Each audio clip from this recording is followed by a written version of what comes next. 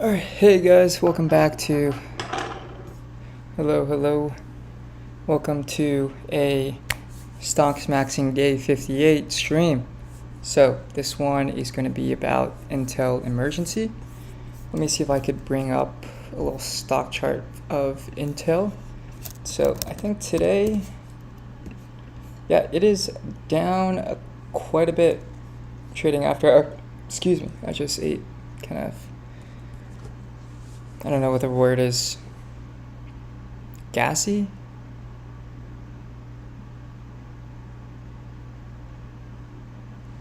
Yeah, not sure. But Intel is down, I think, at least 18% since the start of the trading day today. So yeah, it's a lot. And I think right now it's probably worth, if it's down 20%, I think that is around 80% of its original, right? So 29.05 times 29.05 times 0.8, 23.66.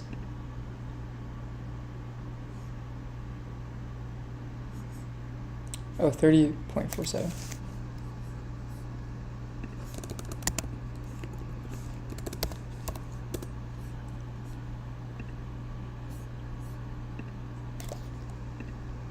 Okay, maybe I'm thinking about doing something wrong. So if it declines 20%,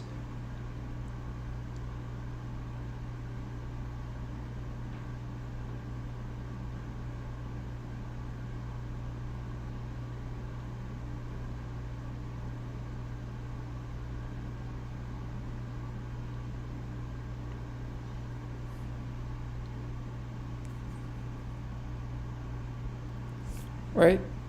So if it declines 20%, or I guess 18 point, oh, okay. Because here's what I'm thinking, right? Returns is new divided by old minus 1. So that equals the 18% here. And what I could do is just add 1 to 18%, multiply that by the old, and that'll give me to the new. So let's try this again, because it's not actually 20%. What is it, 7547 times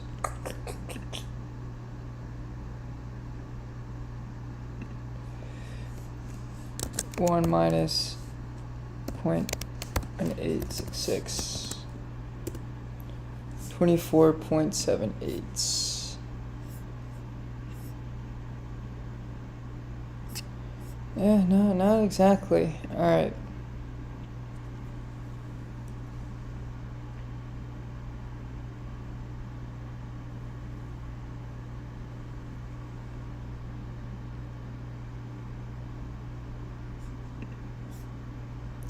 Yeah, it's even higher.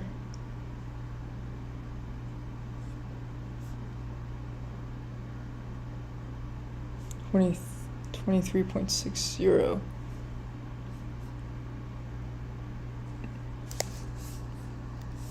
30.47 times, yeah, this is kind of annoying, divided by 23.60 minus 1, it's 29%.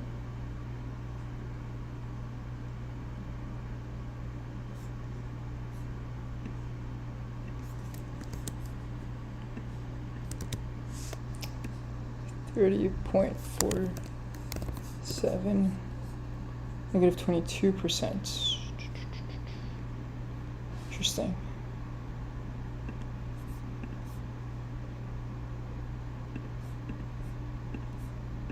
Okay, well, I'm not entirely sure exactly what that percent change here is, which is unfortunate. I'm not too sure exactly why I'm not getting this, but feel like I don't really want to take too much time to spend on this.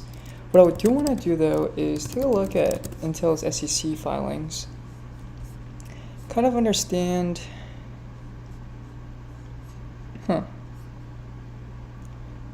Corp acquired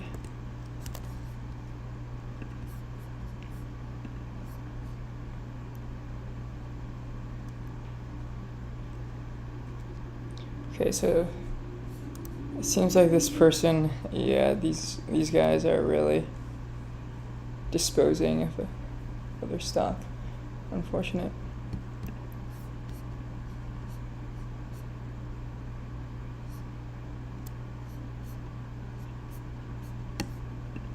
Okay, annual reports, let's take a look.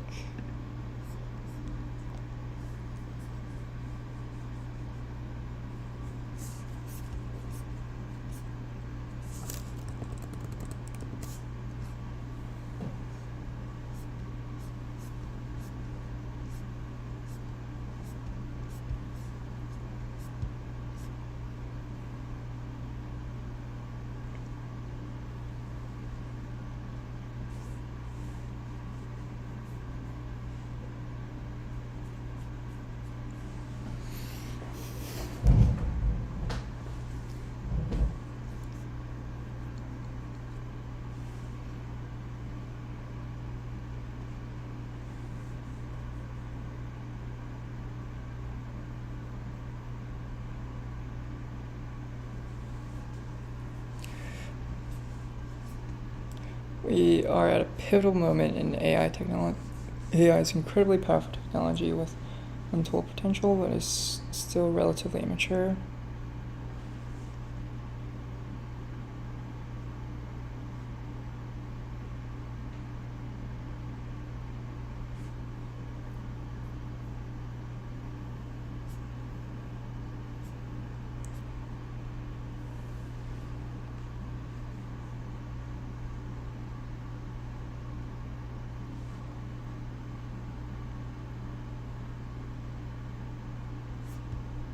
Okay.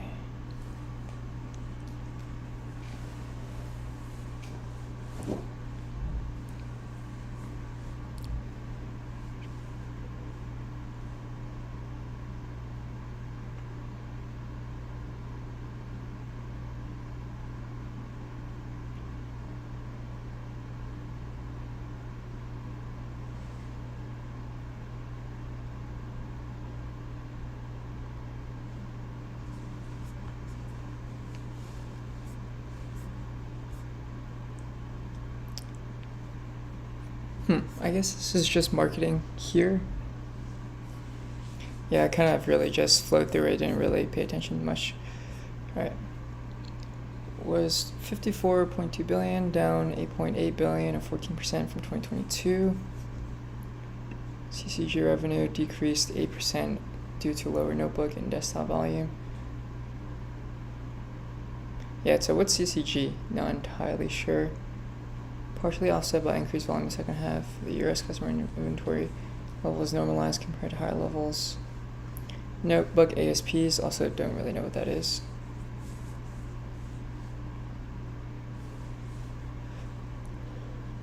DCAI revenue. Okay. Oh yeah, this is the Micron model we cooked up yesterday. Right.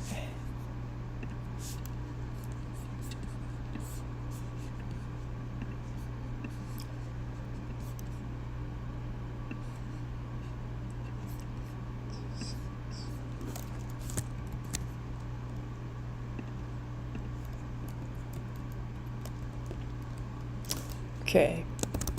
Products.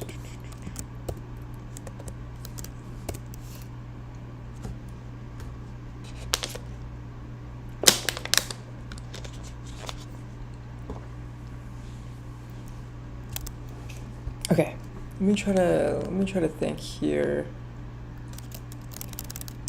Let's call this a revenue build or segments.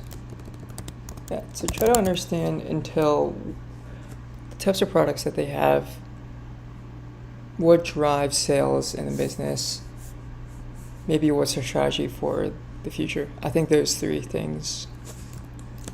What products Intel sell?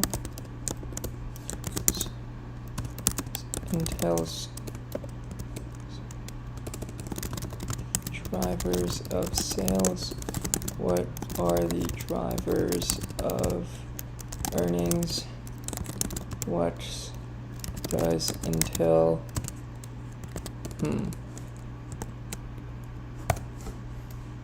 What are the drivers of earnings, and what is Intel's strategy for the future? Right. Okay.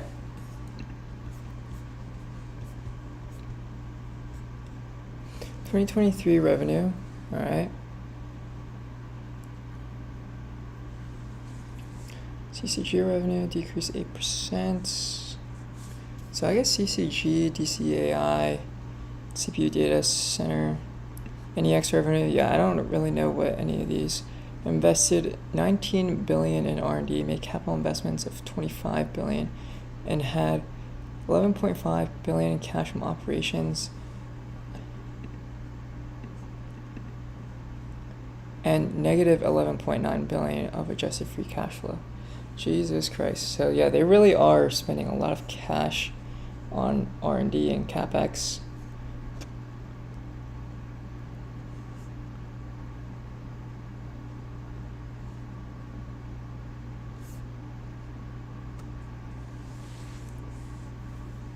IDM 2.0, I think that's probably their strategy. I think they also have a roadmap of trying to get to, I want to say, a 2 nanometer technology for their wafers, or not for their wafers, but for their semiconductors. Could be wrong.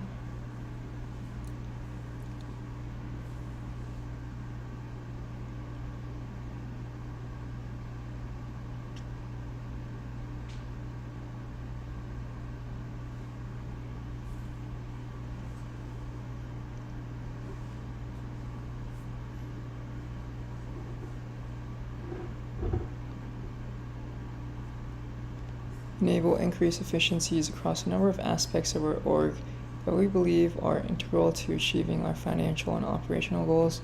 At the same time, we continue to prioritize investment critical to our efforts to regain process leadership and establish a leading edge at scale foundry business. Okay.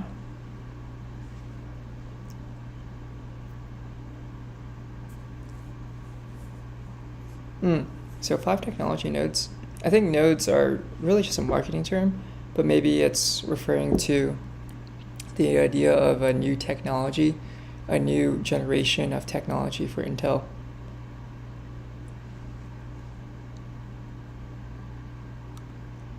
Yeah, a new generation of technology for Intel.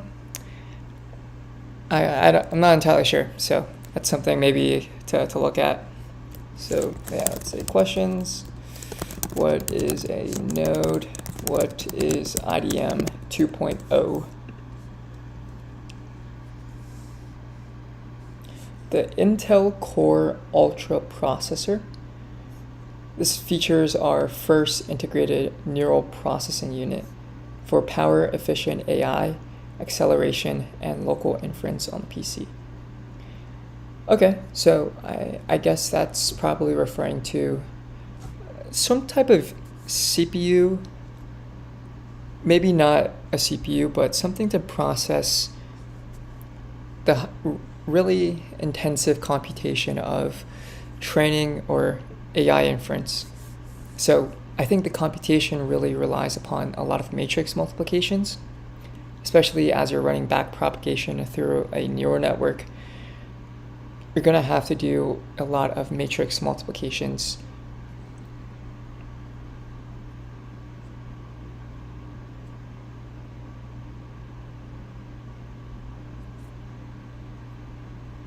Yeah, I think you're going to have to use a lot of matrix multiplications. Okay.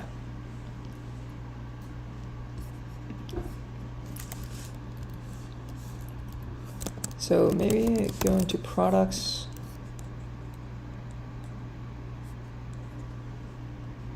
Intel Core Ultra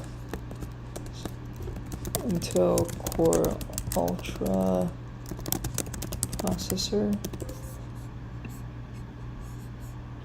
Neural processing unit, I guess that is embedded onto a chip. Maybe it's not an actual chip itself, but I'm trying to think.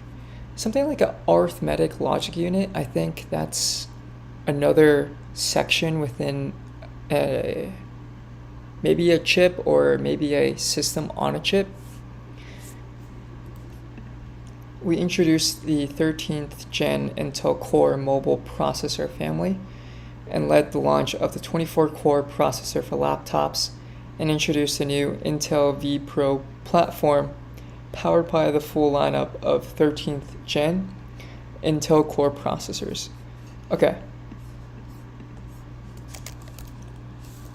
That was a handful, but I think 13th gen Intel Core mobile processor.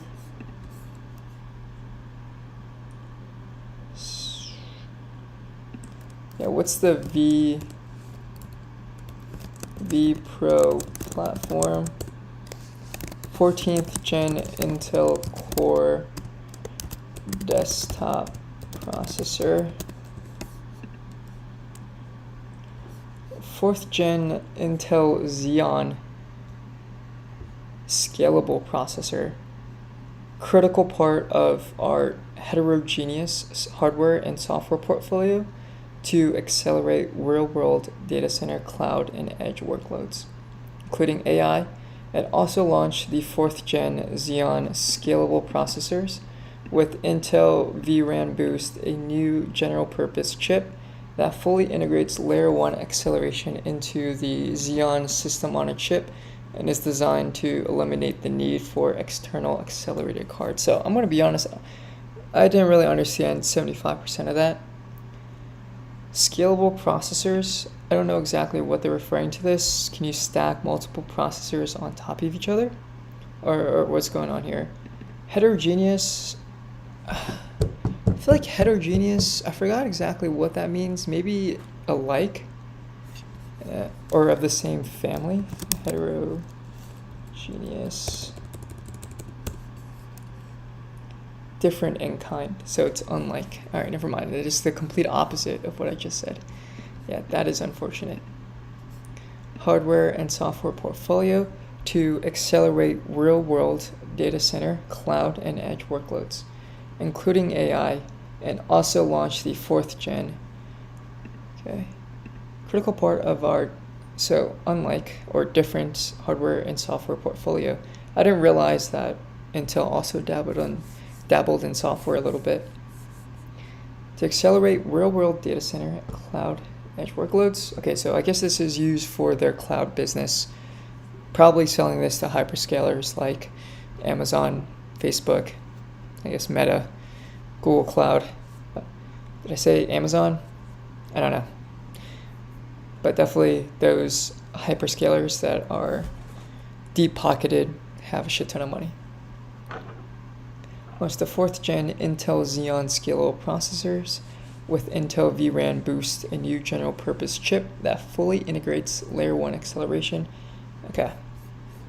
Yeah, I'm gonna probably put that down as a question. So what is Xeon scalable processor? Maybe it'll be helpful to put the products down here. It's Intel 4th gen Intel Xeon scalable processor. So 5th gen Intel Xeon scalable processor. So I'm surprised vRAM Boost.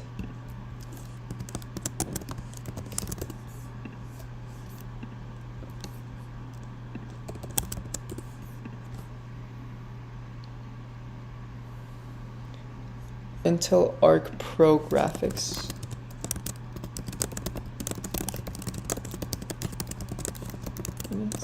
Intel Arc Pro A60.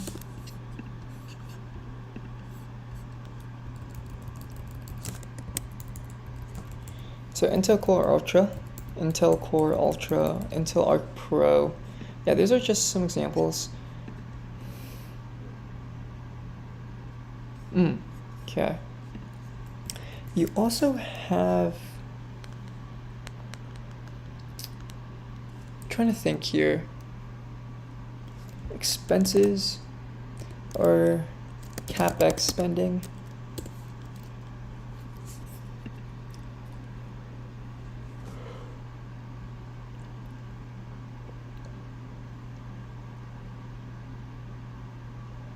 So Arizona, New Mexico, Oregon, 2 new leading edge chip factories in Ohio.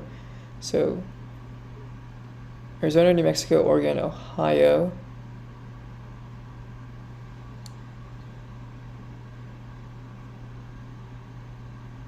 Estimated to represent over 100 billion of US manufacturing and research investments over the next 5 years. Okay. In the European Union and Israel, we have announced a series of investments, spanning our existing operations in Ireland and Israel,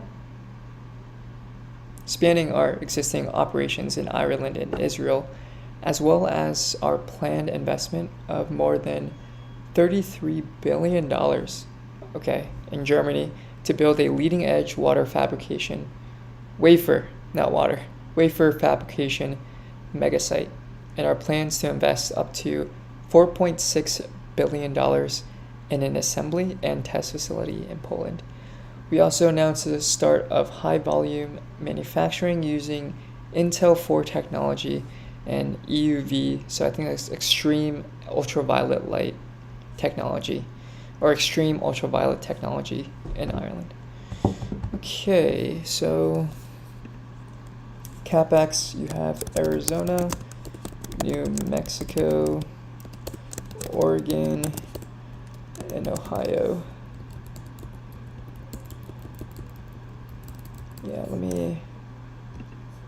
So the United States, US, Europe, so Ireland,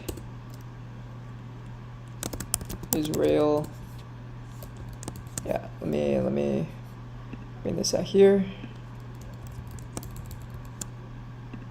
Okay, nice.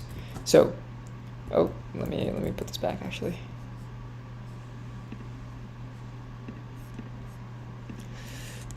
CapEx, US, Europe, Ireland, Israel. Okay, and then maybe like a number of new facility. I think 111211. Cost.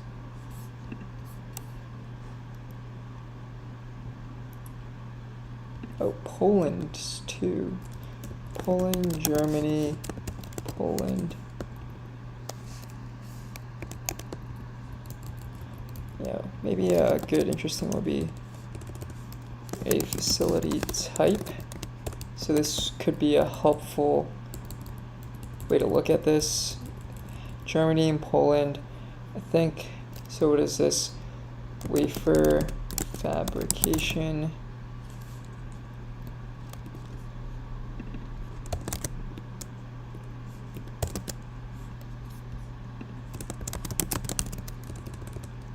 Mega sites.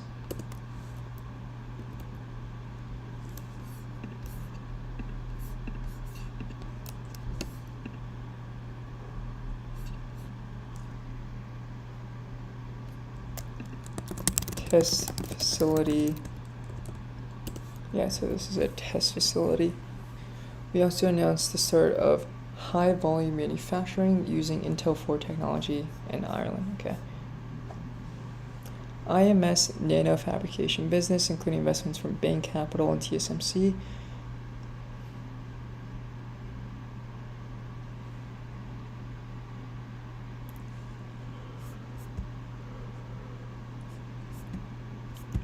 Okay.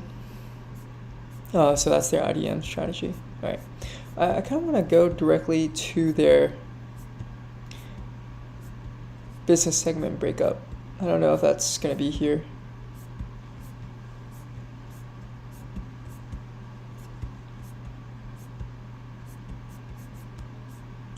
Our products. Okay. I think this is probably where it's going to start from. Yeah, I'm going to be back in a sec. Gonna get some tea.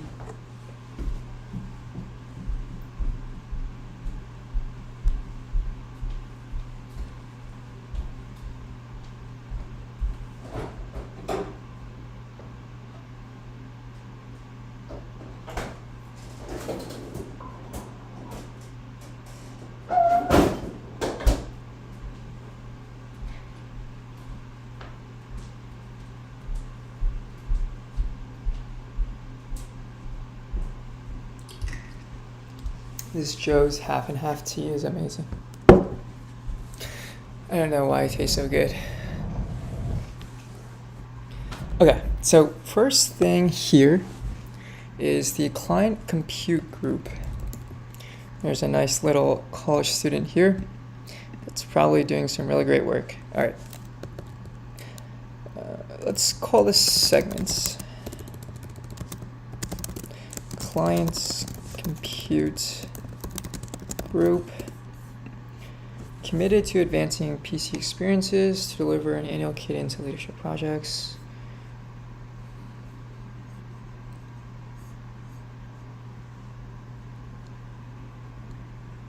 Operating system, system architecture, hardware and software application, integration to enable industry-leading PC experiences. Okay.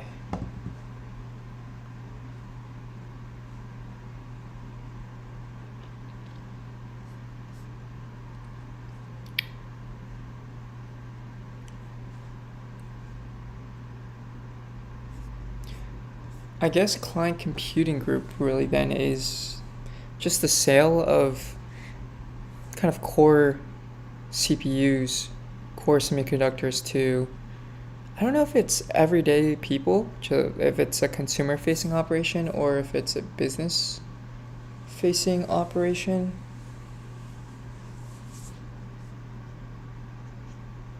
I guess industry? Oh, no. This is referring to co-engineering. So creating a product alongside them.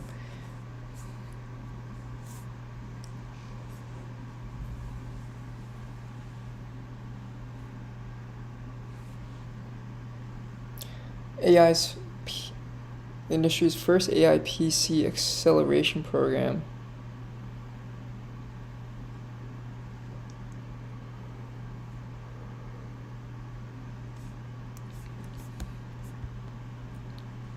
Yeah, okay. I can kind of see the vision somewhat. I think right now, before going further, Intel is maybe trying to capitalize on this so-called AI PC revolution. I think this refers to the idea of being able to run models on an actual desktop computer locally on your machine. So I think today a lot of the API calls are made, or I think a lot of the actual interactions with LLMs are just API calls made to a ChatGPT or let's say GPT-4 model that's just running continuously on some type of server that OpenAI owns, or it could be even on AWS. I don't know if large language models are hosted on something like that, but I think that's kind of what Intel's referring to, running AI models locally on your computer. That's going to require maybe a whole different type of hardware or computer architecture. So I think that's what Intel is trying to prioritize right now. Yeah. Is trying to prioritize right now.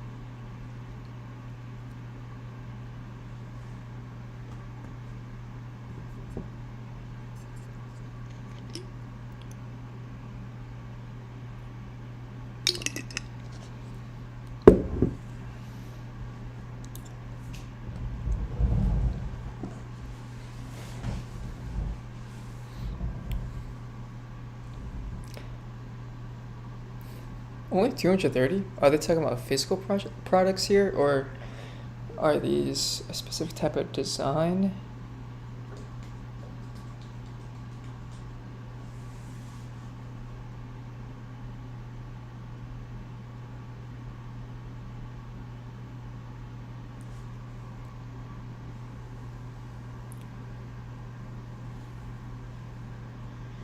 Dedicated neural processing unit, I guess that's what it is, for AI acceleration, and delivers improved power efficiency and graphics performance. Intel Core Ultra represents an inflection point in Intel's client processor roadmap. Okay.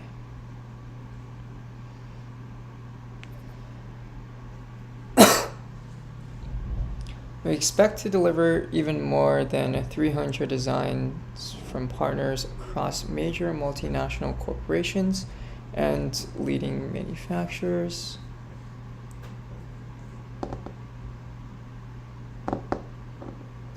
Okay, so maybe Intel also sells directly to OEMs. So I'm thinking of a Dell or maybe an HP.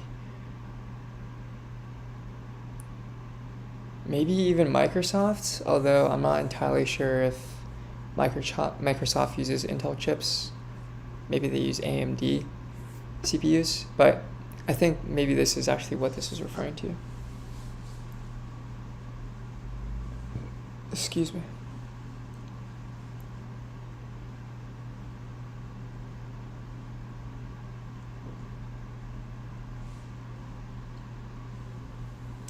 AI PC acceleration program. Yeah, is this really gonna stick? I don't know. It's hard to tell. I feel like, really, is there a need for people to run things locally? I feel like it's probably a small subset of people, and I think what's gonna happen probably is you just have these huge data centers. I think that's what maybe the road is looking like right now.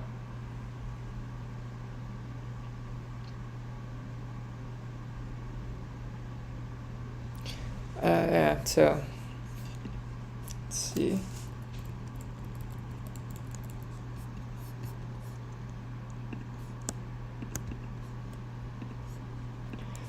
Is AI going to be done locally? I guess this is like the idea of edge computing. Or is it going to be cloud/server based? I guess cloud versus edge. Maybe that's the way to think about it. Maybe there's enough for both. Not entirely sure.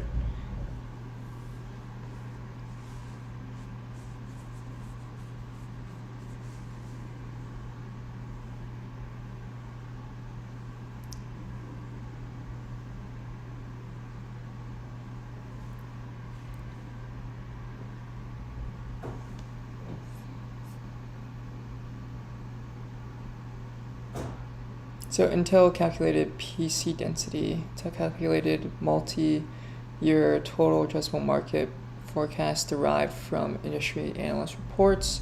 Calculated volume of devices over 4 years old from industry. Yeah, what is the 1, 2, and 3? Okay, not entirely sure. This is the MDNA. Interesting.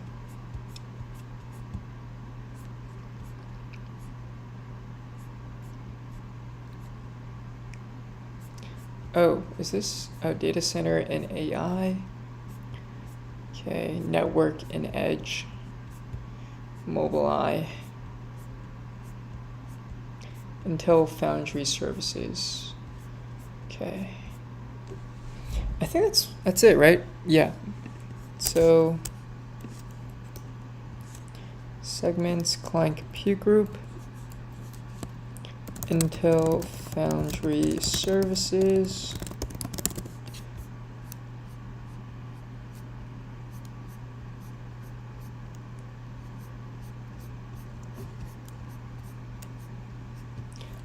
Okay, Mobileye.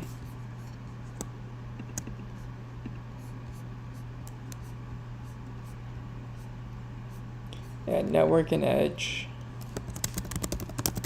Edge. I think there's one more, AI and data center. So that's a whole different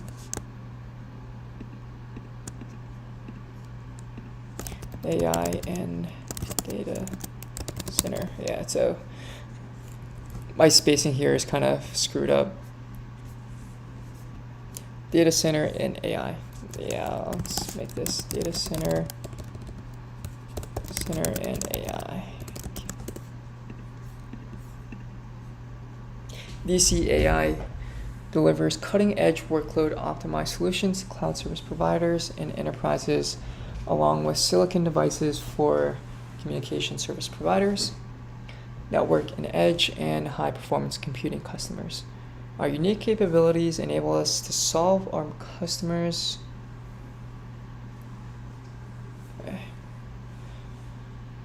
at-scale manufacturing made possible through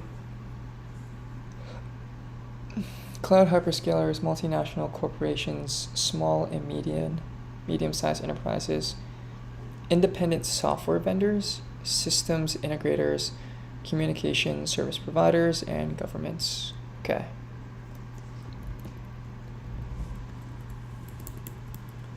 Yeah, let me actually write that down because that could be very interesting. Okay, semiconductors, memory. Let's create one for Intel. So Intel, what am I gonna say about Intel? So let's start with the business segments. Business segments, client, computing group, data center and AI, network and edge. I'm trying to think what else is there.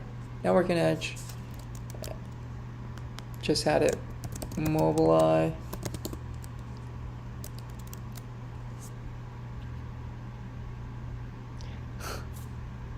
Last one. Come on, hit me. Hit me.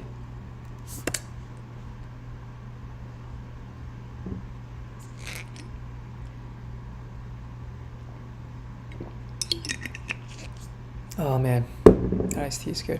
Okay, so Mobileye. I think this last one is kind of niche. Oh, yeah, the Foundry service. So, Foundry service. Data center and AI.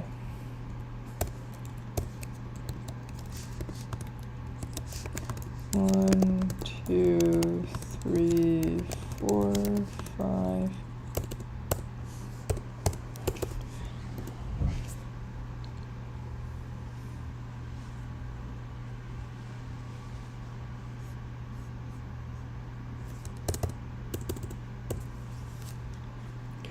Okay, data center and AI. Let's take a look here.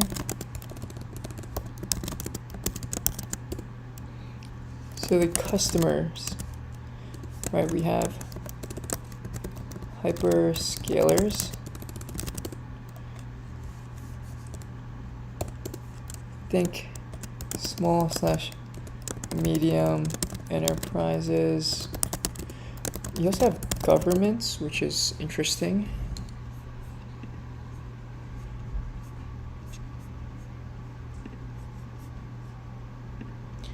Yeah, maybe it'll be nice to make a little matrix of sales to governments. Yeah.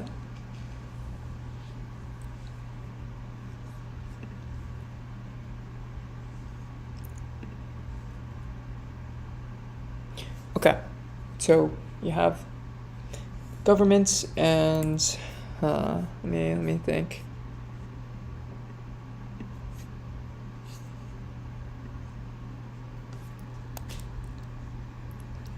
Small, medium enterprises, hyperscalers.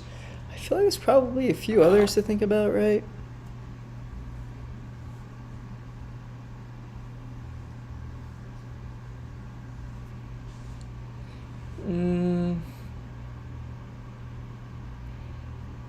I don't know.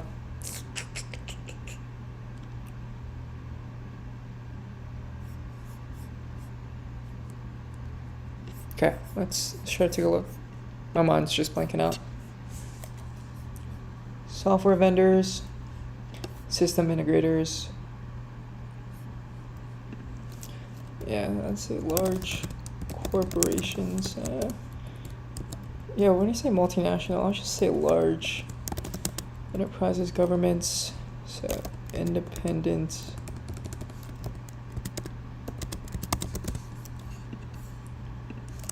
Software vendors. Are these people that actually sell their own software?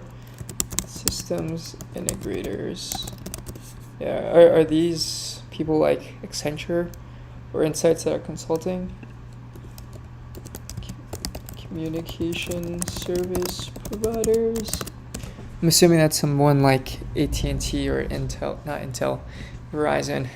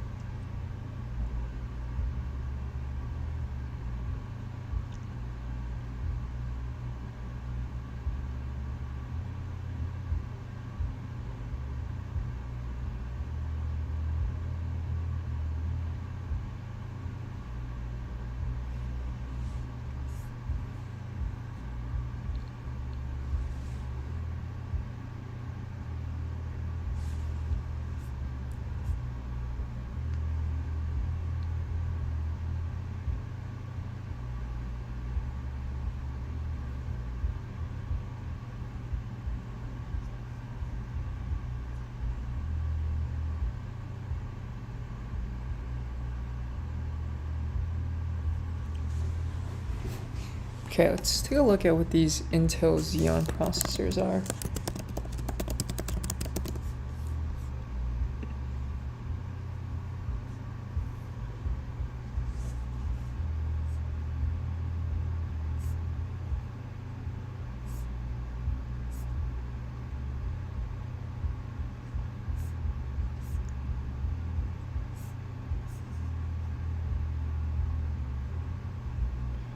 So new efficient E-cores.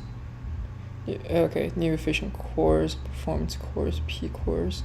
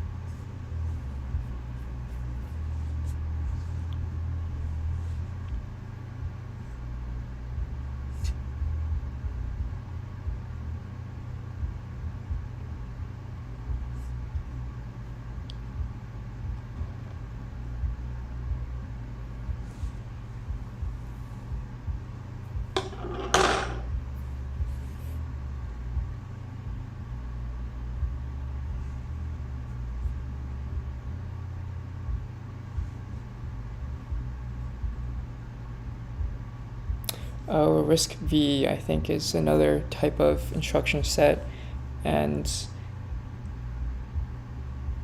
architecture as well.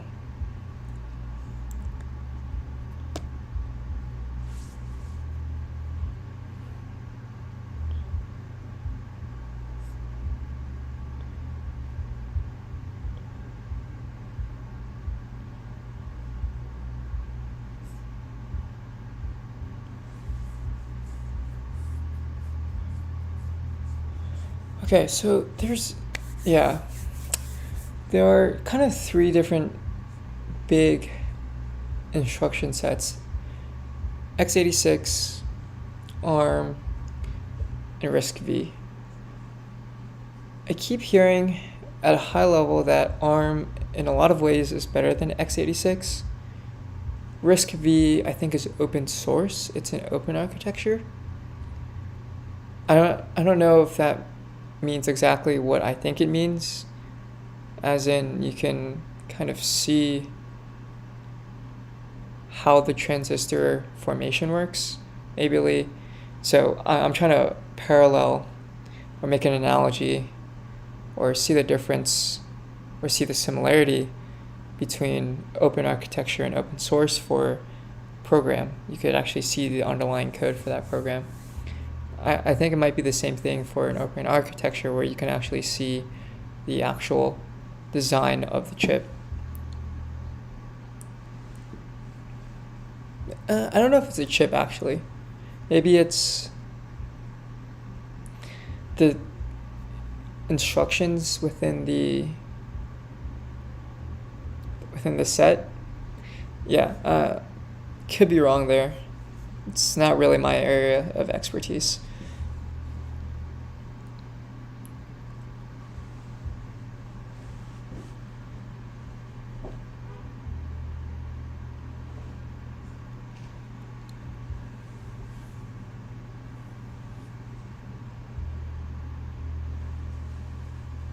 FPGA, I think, field programmable gate array. I don't know the exact details behind what it is, but I think these are customizable chips that you can engineer for whatever purpose that you see fit.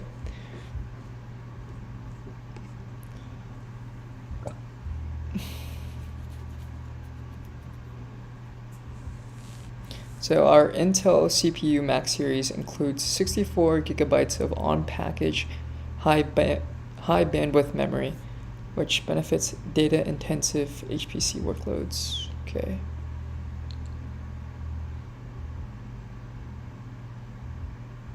Yeah, I'd imagine that they have no edge compared to NVIDIA.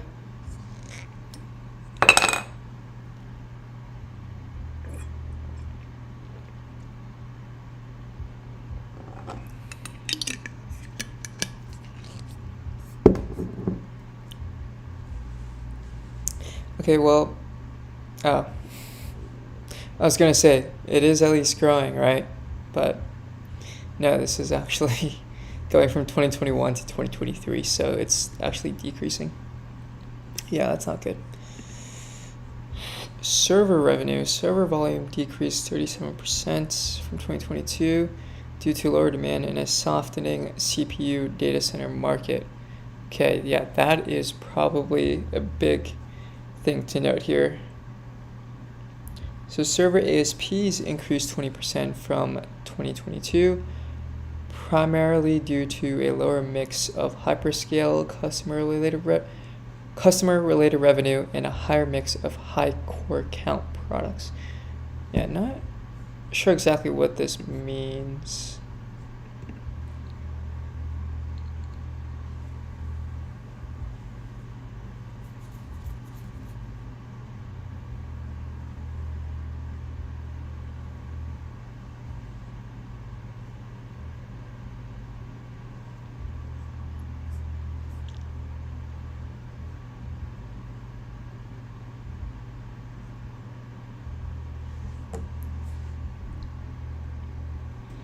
Lower product margin.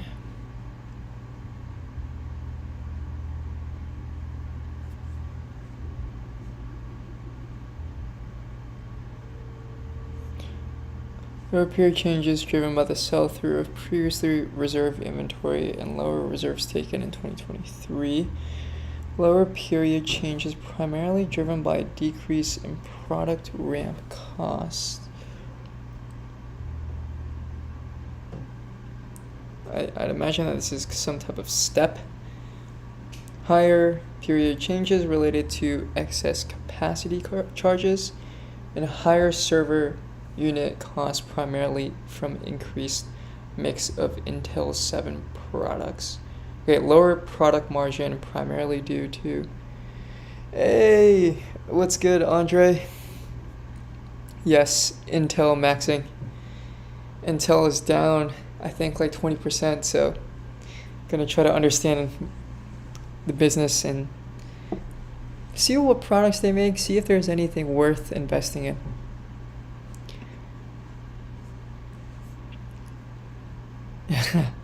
Yeah, I know. Okay, higher server unit costs primarily from increased mix of Intel 7 products. I don't know. So what's an Intel 7 products? Higher period charges related to excess capacity charges. I'm not entirely sure what that means either. Lower product margin primarily due to lower server revenue. Huh. So does Intel do they host their own servers for other people to use? Do they have data centers, or does this mean that they just are selling less chips? Yeah, I'm not entirely sure. Because my thinking is, I feel like when you sell chips, right, or at least these server chips, there probably some type of variable cost involved.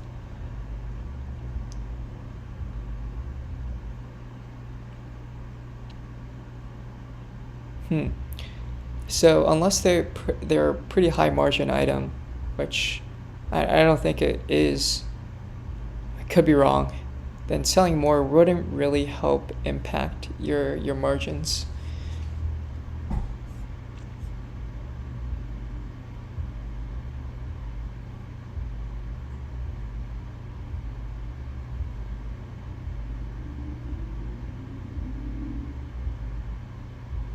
But I guess maybe there's also another way to look at it, right? Because you still get like 50% gross margin, that's still driving 50% gross revenue, and from there maybe you take another 25% off. I mean, that's still 25%.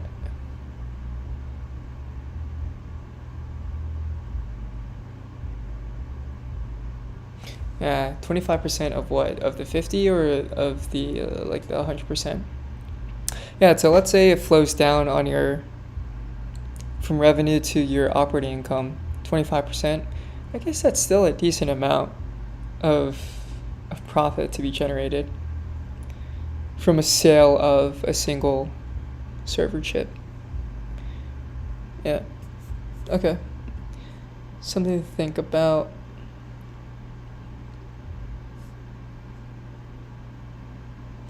$10 nanometer superfin products.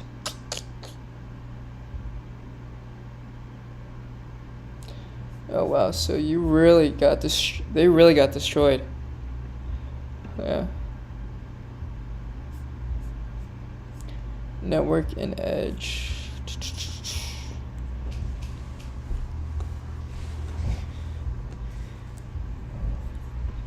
Okay, so let's actually maybe start putting down some numbers here. Let's go from 2021, 2022, and 2023. So we have 22.8 billion, 19.4 billion, and 15.5 billion. This is data center and AI. Yeah.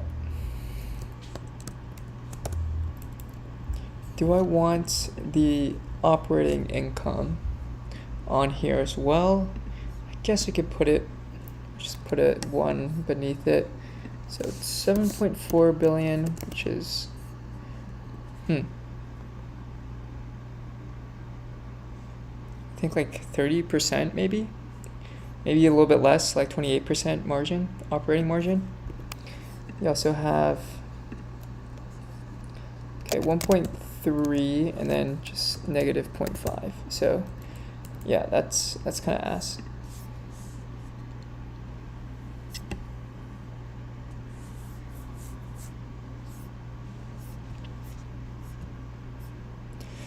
I don't know, Andre, if you're listening, do you ever see or hear about Intel AI chips or like GPUs? I don't think I've ever heard of anything like that. Higher product margin. Okay. Yeah, alright. See here. NEX transforms. So this is the networking and edge. Networking and edge. So transforms world's network and edge compute systems from fixed function hardware to general purpose compute, acceleration, and networking devices running cloud native software on programmable hardware.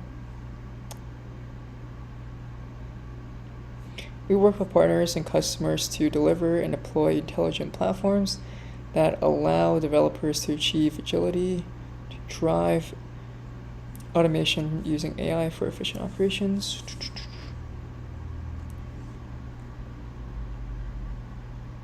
Okay, yeah, I feel like this is a whole lot of nothing.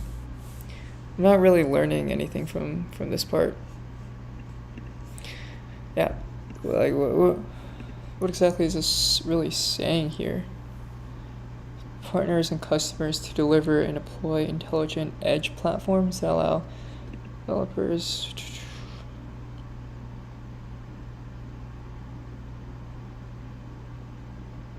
This is like the 5th time they've said this. Alright, I get it. You have a broad portfolio of hardware and software platforms, tools, and ecosystem partnerships.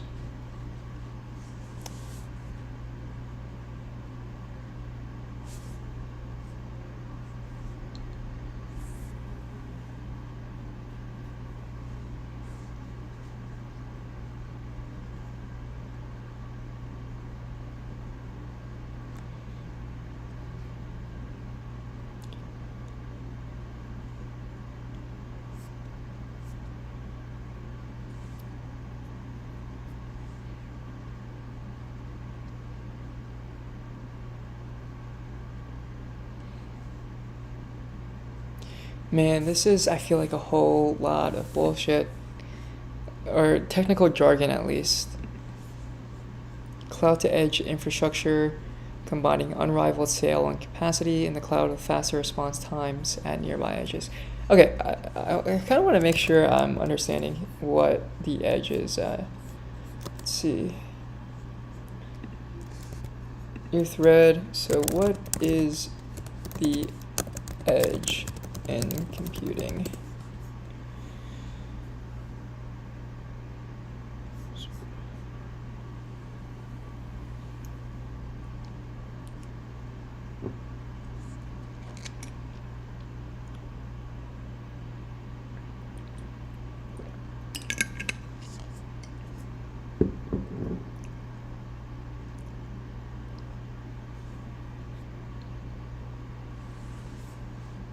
Reduce bandwidth. Yeah, so I guess this is a very broad term of how to describe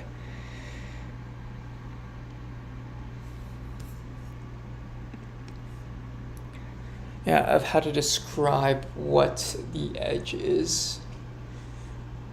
Maybe it's a very broad general idea of moving data towards or processing closer towards the data and having it distributed across multiple workstations or multiple participants in the network, I guess in the edge network, so to say. There's some interesting graphics here.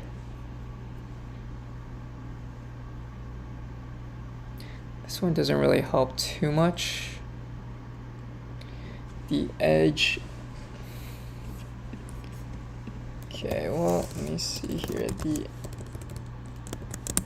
edge computing, bringing compute closer to the source of data, and distributing processing across multiple participants.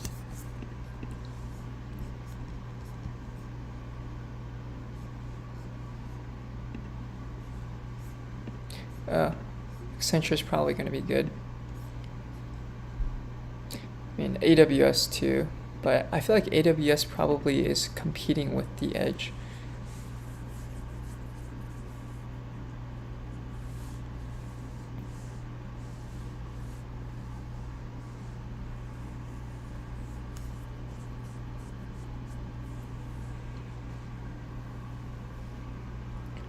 Yeah. Reduce latency / increase speed.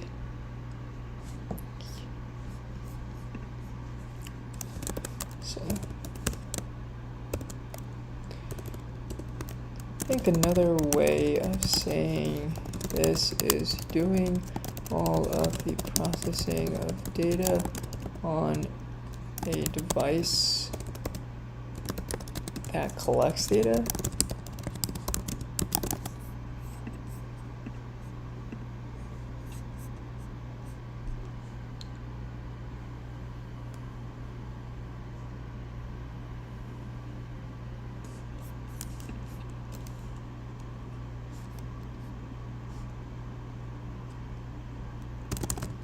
Suppose to a centralized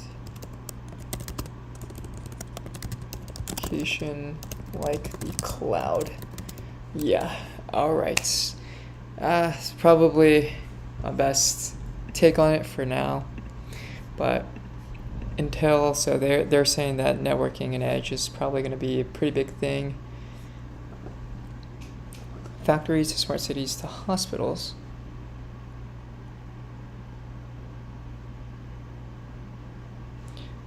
Networks are moving toward software becoming more programmable and flexible. Okay, so that's an interesting take. Yeah, I'm not entirely sure exactly what that means. My best guess is there's a lot of abstraction, maybe, if that's a way to put it, or maybe a lot of layers on top of kind of the raw networking tools that I'm thinking of. The only really ones that I know are like fiber optic cables, maybe receivers and switchers. I don't know if that's actually a thing, or a switcher, but something to send and receive signals. I think today on our phones we have maybe a few of those sensors or receivers, I think. I don't know what a sender. I guess a receiver receives signals. I don't know exactly what sends out a signal.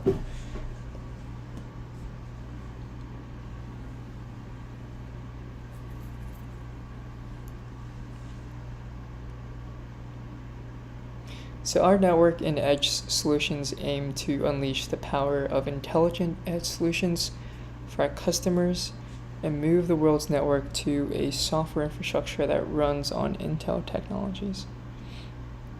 By providing edge-optimized, AI-enabled compute and connectivity solutions to run every workload at the edge between the cloud and the end user, and deploying software platforms. Okay.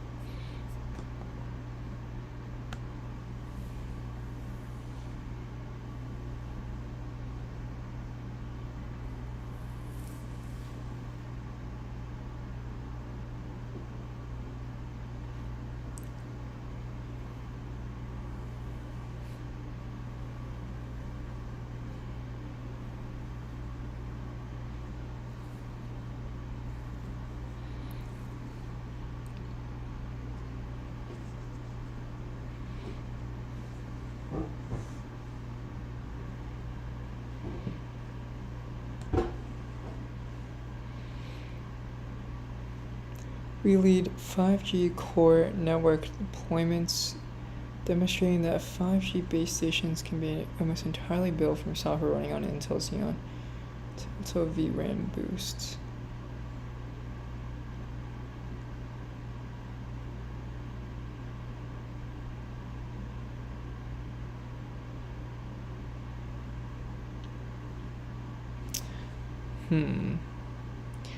Yeah, I'm not trying to think here.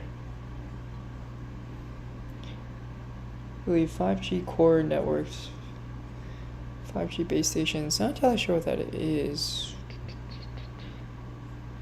So what's Intel Core Ultra?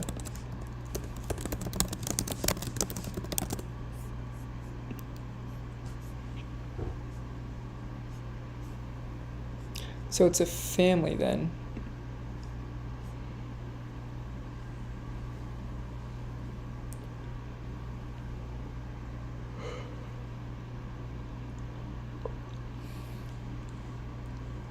Intel 4 process. Yeah, what's this?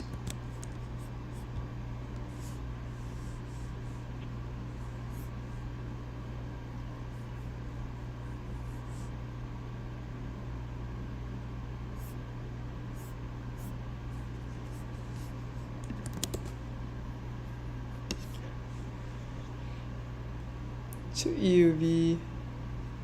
Yeah, I guess Intel 4 and Intel 7 are both manufacturing processes.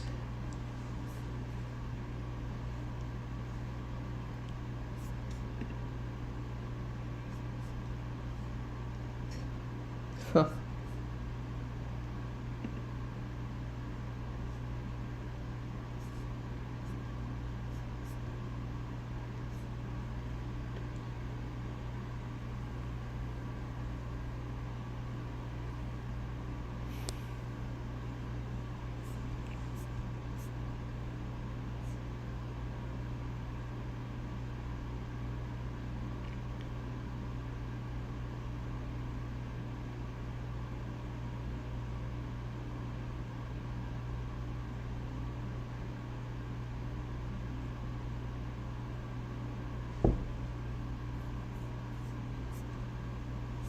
Okay.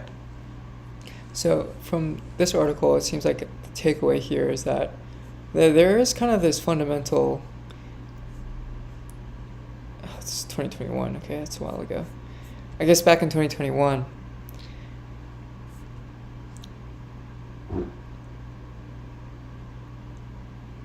Huh. Yeah, this is helpful in decoding the little names here, but 2021 TSMC, they were far superior to Intel in terms of their production capabilities, it seems like. I don't know exactly whether or not Intel is caught up today. My best guess is probably not. Intel's roadmap back in July 2021. So at the time, Intel was behind TSMC in terms of their production capabilities.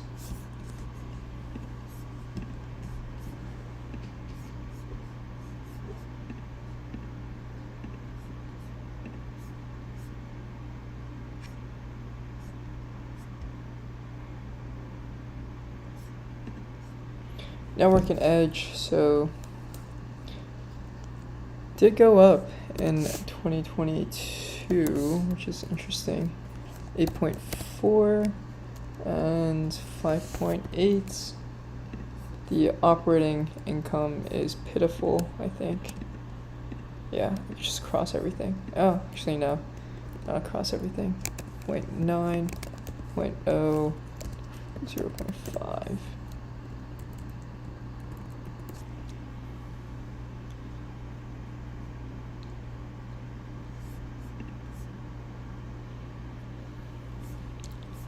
ADX. Oh. Is it working here?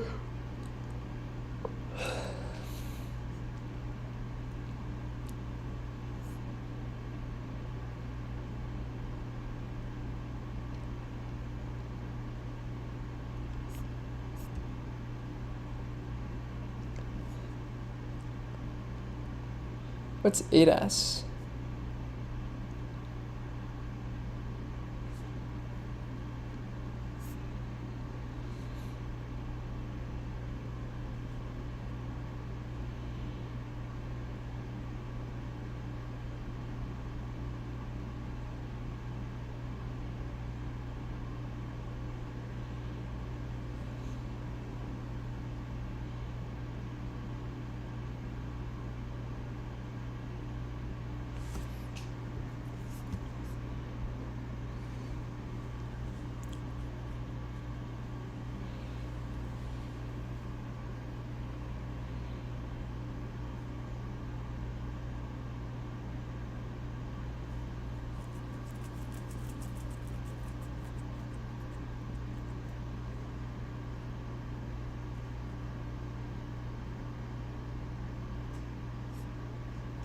Okay, yeah, well, so let's see.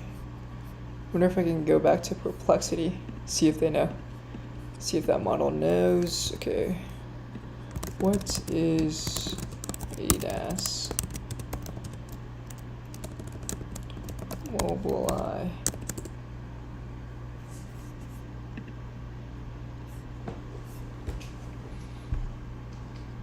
Advanced Driver Assisted Systems. Okay, so that's what it stands for. Advanced Driver Assisted Systems. So this is really just self-driving, I think.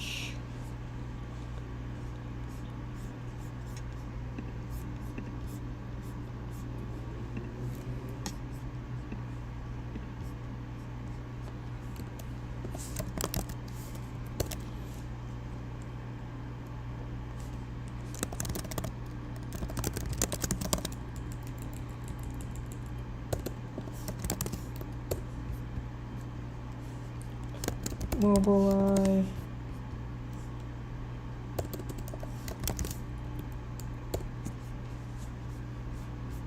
Foundry service.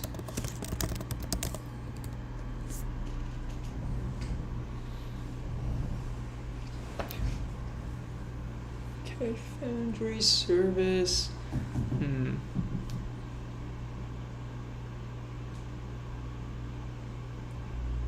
Yeah, I'm getting distracted right now. Gonna take a small little film break.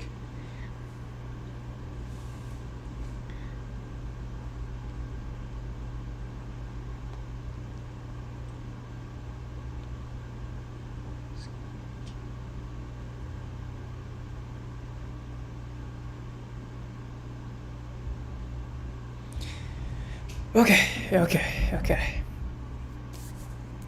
Yeah, I'm gonna maybe walk around in like a few minutes, just around the little apartment.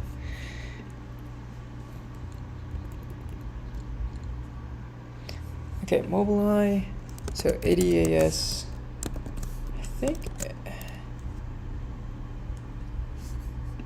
Let me double check. Advanced Driver Assistance Systems. Okay, ADAS, autonomous driving technology, collision avoidance systems, lane departure warnings.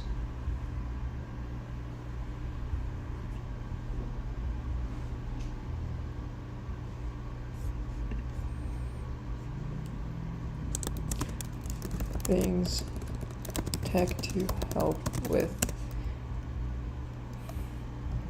driving and autopilots.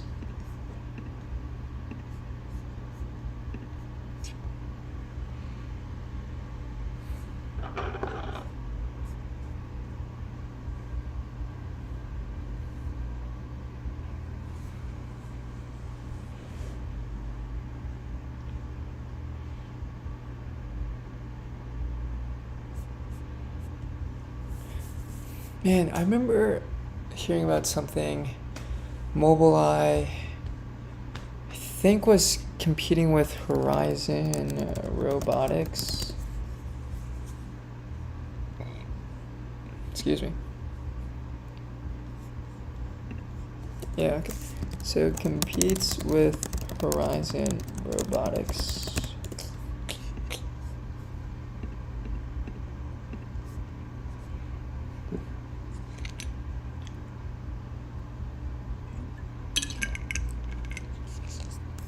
I remember hearing about this. I think Horizon Robotics is one of the bigger companies within the space that also makes these AI type chips and also chips for advanced driver assisted systems. But I think their market is solely targeted towards China and a lot of China OEMs. I think BYD is probably one of them. There's also a few other names I don't really know off the top of my head. Yeah.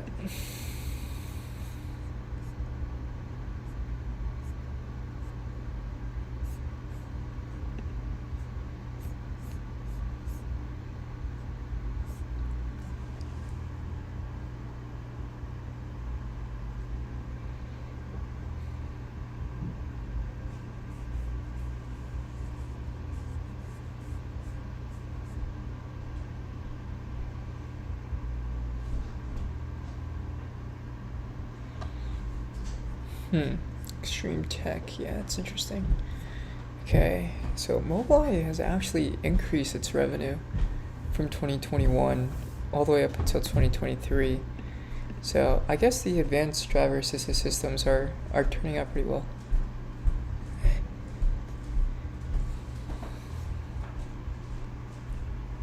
And the operating income, the margins are doing pretty well too. Demand product for IQ. So I think IQ is this the software or is this the chip? Let me see. IQ Mobileye. Scalable. So this is actually a system on a chip.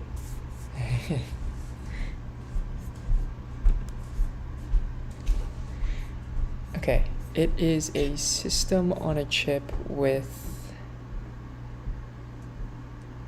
Oh, alright, so this kind of brings back the LPDDR5. I think this is the low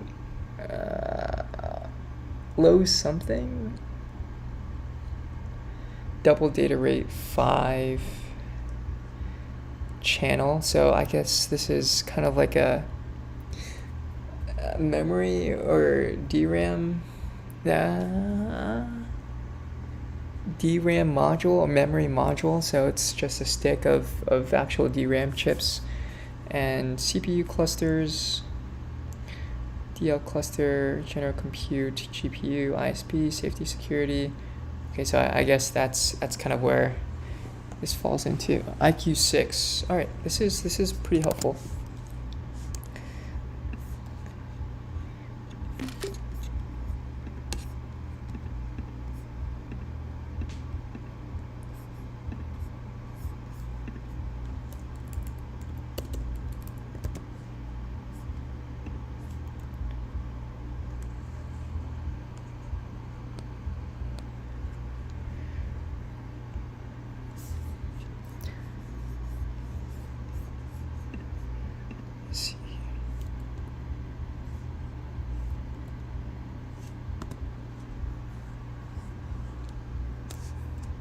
Man, I gotta get a haircut soon.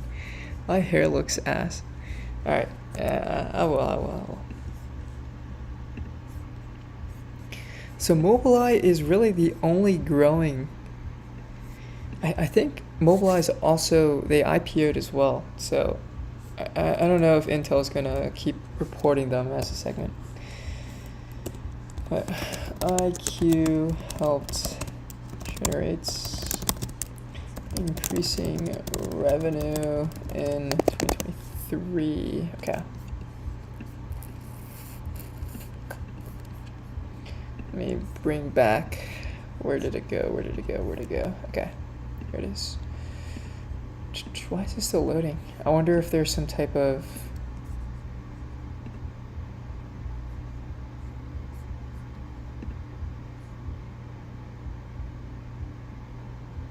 third-party cookies. Jeez. There is a lot here. Jesus Christ. Okay. Thank you, Chrome. Oh, wait.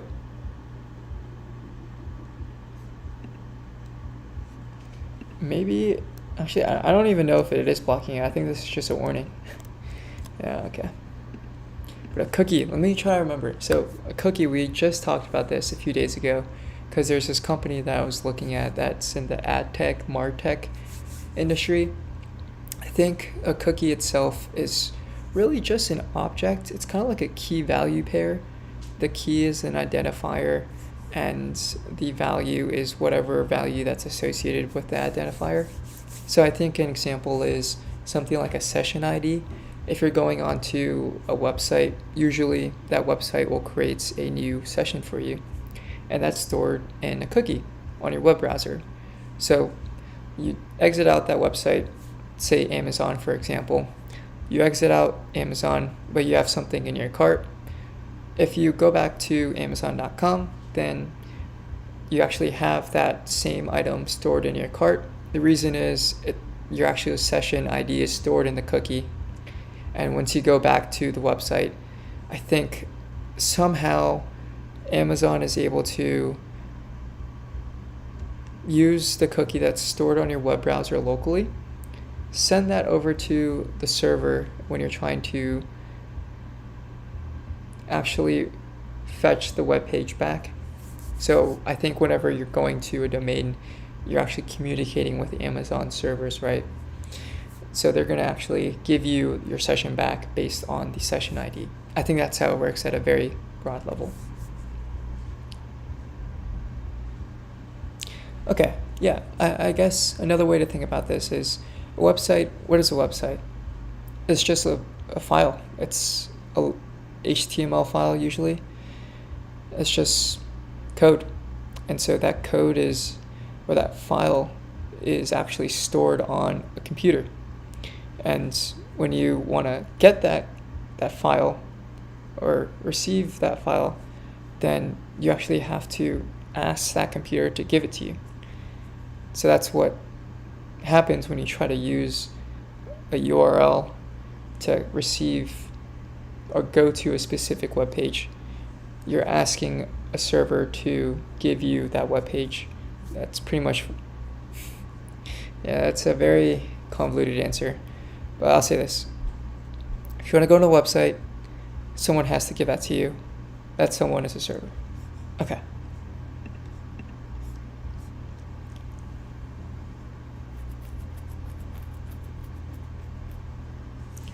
So,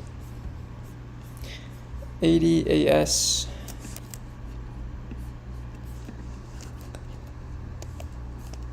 1.4, 0.9, 2.1, 0.7, 0.6,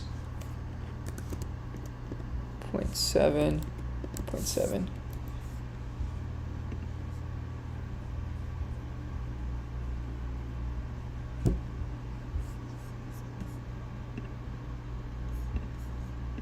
That's 664.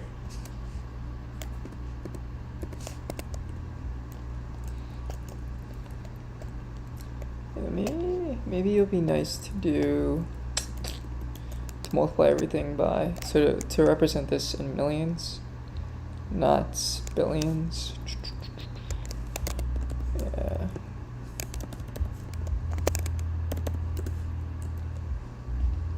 Six 664.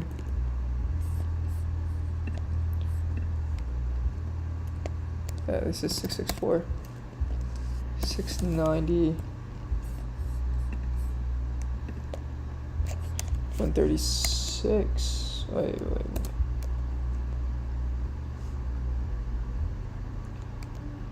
48483. Okay.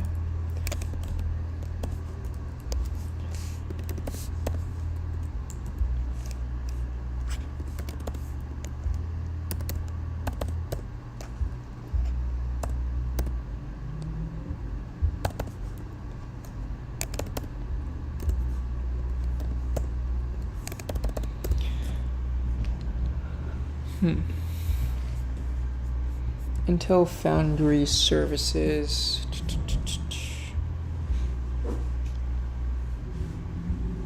General purpose monolithic chips to systems or chips tailored to high growth applications, including AI, and optimize their solutions by combining the best technologies from Intel and the ecosystem. So we believe the combination of systems technology, systems expertise, ecosystem partnership, and robust. Okay.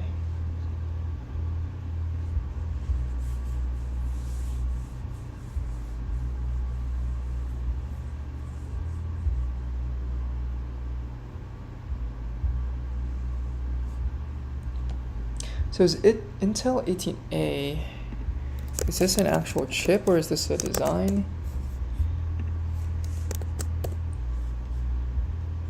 Oh, it's a process. Okay. All right. So Intel 18A process. So this is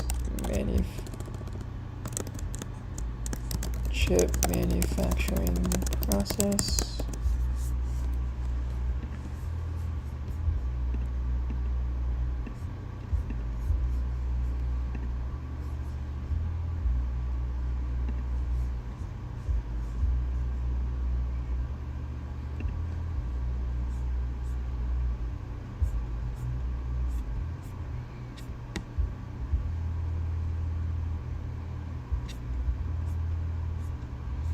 Okay, maybe this could be a helpful but probably very technical paper or interview. So I'll see if I can get deeper into that. Jeez, I think this is still going. Oh, no, it's not. Okay.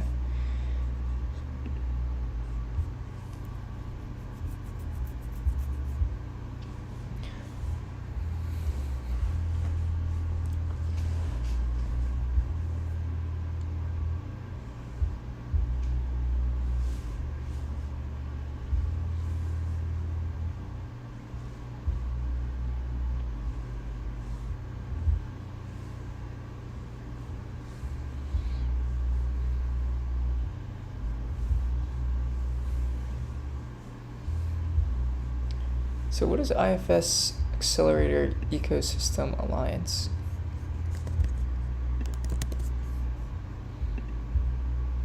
Okay, design.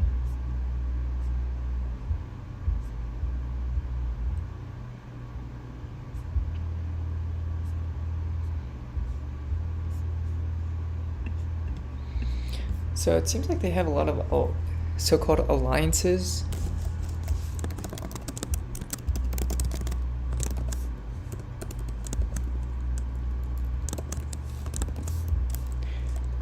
I think partnerships with other orgs to manufacture chips for them. I think that's what the idea is. I'm surprised they actually have a partnership with ARM, or their competitors. That's always something I've always. That it's something I've thought about. Why would anyone, let's say, an ARM, an AMD, a Qualcomm, someone who is in direct competition with Intel, want to use Intel's foundries, right? Unless they're ordained by God or the government. I don't know if that's going to be the case, or if other companies are going to find a way around that.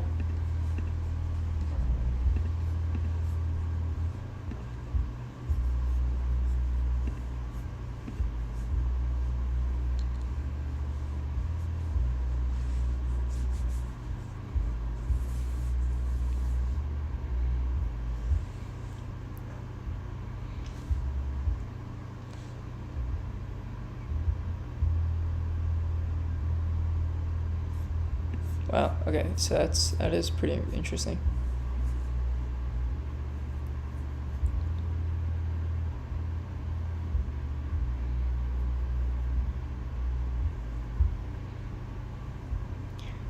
To system of chips.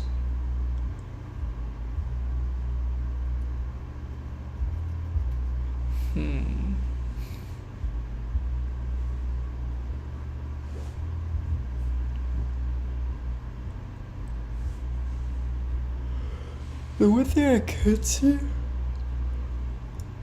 oh man, is one of the hyperscalers like Google.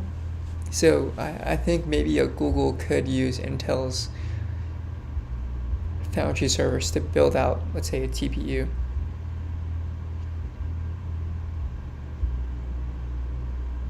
That could be a route. I think when speculating about the future, anything's possible. That could be an option. Trying to think. I'll write that down. So that could be speculating about the future.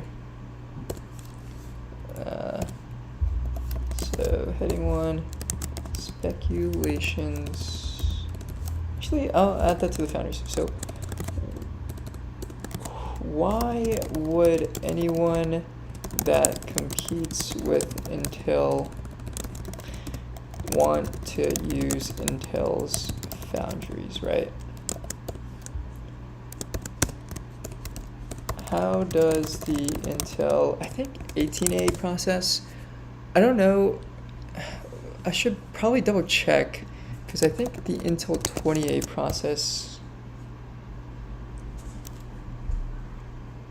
is supposedly scheduled to release in 2025.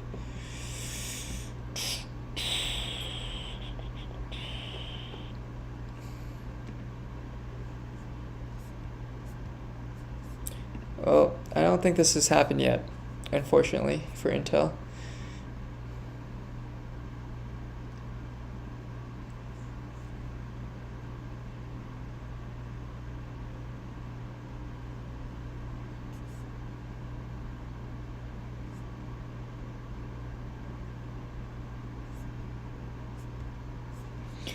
Okay, so Arrow Lake, if that's, yeah, maybe I'll save this one too. So Intel 20A process link. So Arrow Lake, I don't know what exactly this is going to be. Seems like it's a laptop of sorts. It's a laptop Arrow Lake processor.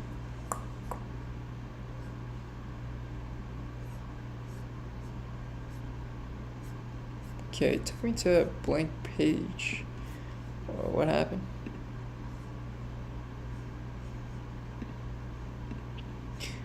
So that's the favicon. Yeah, I don't know. Oh. Okay, I guess it requires a subscription that I don't have. Alright. Let's see. Let's go back to the 10K. Here we go. Physical IP and compute elements to software. Okay. Open System Foundry. I don't know what that is. The IFS Accelerator Program. Stack up tech with TSMC. Maybe a hyperscaler like Google would outsource TPU production to Intel. Governments forcing other semiconductor designers to manufacture with Intel.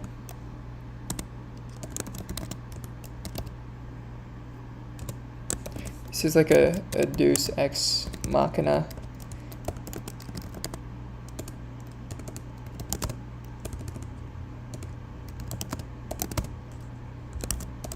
Scenario.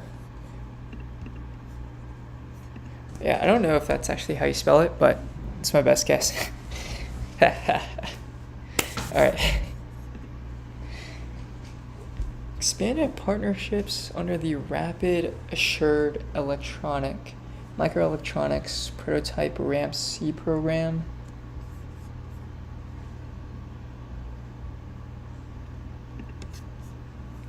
Yeah, so Ramp C. Not entirely sure what this is, the Ramp C program thing.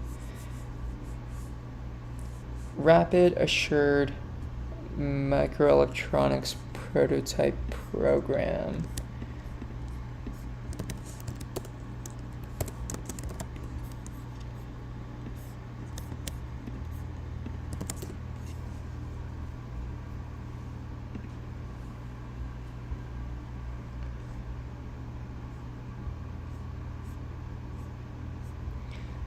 Okay, has awarded the Intel Foundry Phase 3 of its Rapid Assured Microelectronics Prototypes Commercial.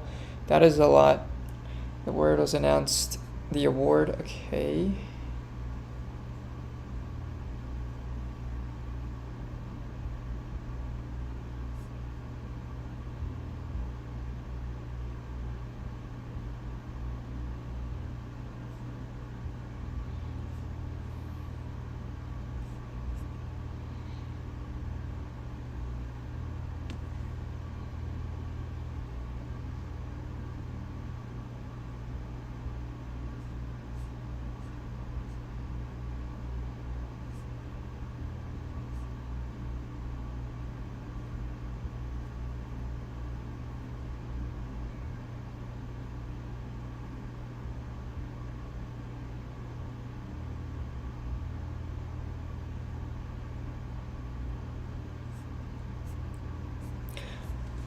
Okay, so I guess this is some type of program set up so that Intel has kind of the sole provider or sole responsibility of producing these new prototype chips for defense, maybe even commercial.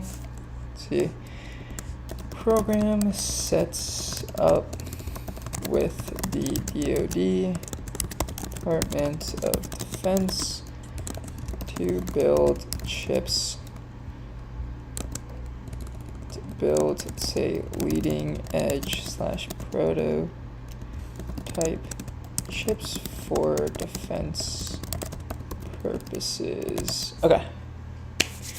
I think that is probably a good summary for right now before we go into the weeds.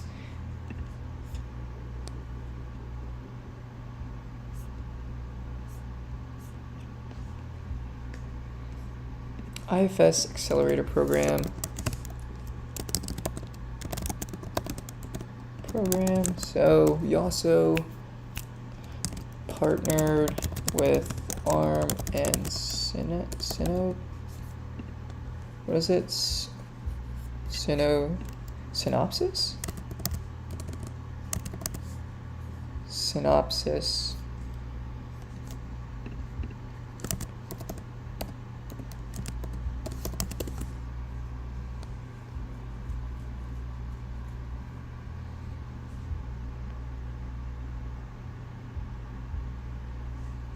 Okay, so I guess this is a software provider. Wow. It says done nothing but go up. Very interesting.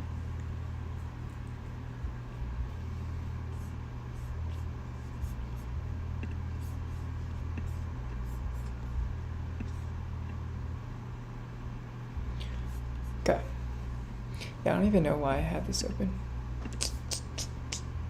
Open System Foundry Model.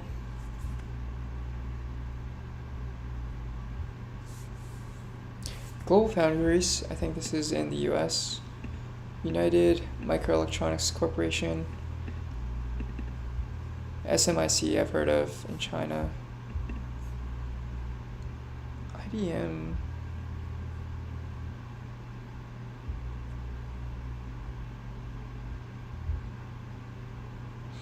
Yeah, so that is kind of where I can see Intel's advantage over a TSMC. They kind of have America by the balls, right? if shit were to go down in Taiwan, which I hope it doesn't, but even if geopolitical relations turn sour, I don't know if Trump, maybe Kamala, they might have favorable, unfavorable relations with Taiwan. I think if it's Trump, I don't know if he'll have the greatest international relations with Taiwan. I mean, that's just based off vibes.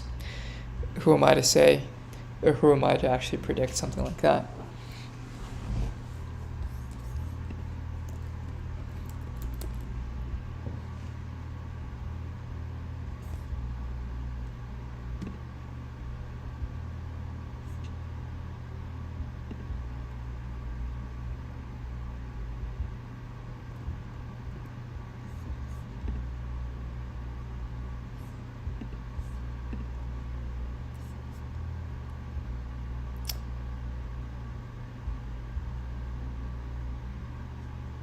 Okay. So they are increasing their revenue, which is exciting. Although it seems like there is kind of this inverse economies of scale going on where, oh, I guess IFS probably is Intel Foundry Service. If you increase your revenues, that's actually decreasing your earnings.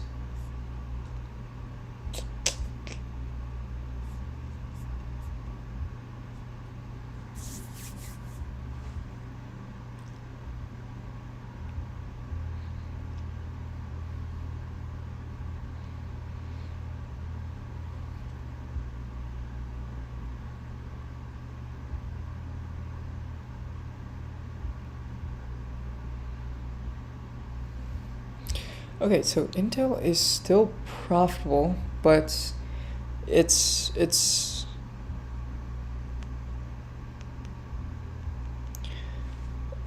net income has pretty much declined by like 20%, or sorry, by 90%, I think. 1,600 divided by 1,900 minus 1. Yeah, it's like a 90% decline.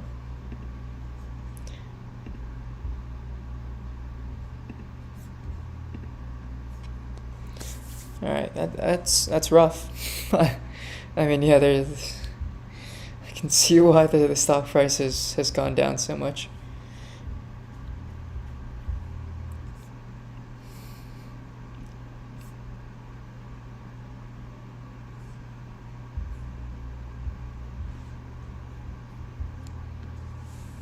Sell through of previous reserve inventory. Yeah, I'm not entirely sure what that is.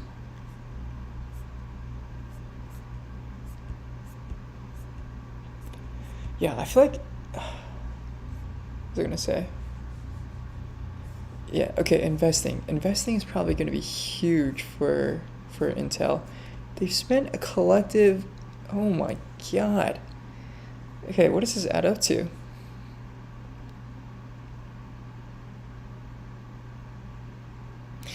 Like $58 billion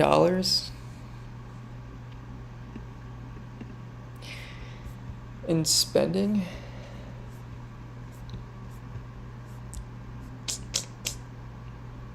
Huh.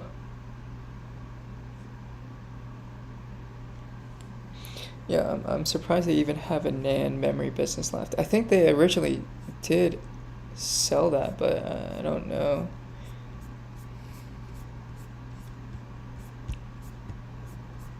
So risk, I don't really want to go through all of that right now. Own facilities, lease facilities, so I guess it owns most of them.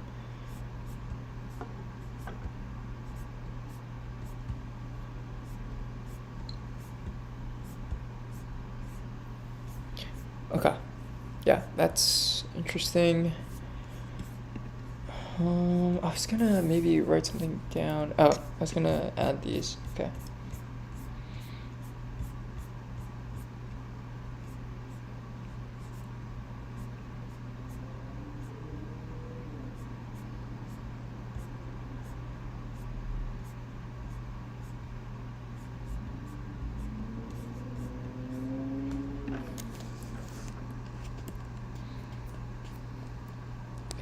Nine, 5, 2.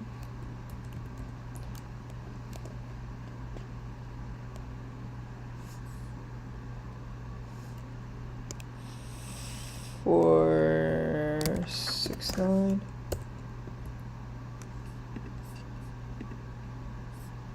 Up 122. So I think if we take 469 minus 122, that's 347. So 347. Then the operating income. So we have 76 million. Negative 281 million. Negative 482. Yeah, so that's pretty rough right there. That's a rough one. That is a rough one.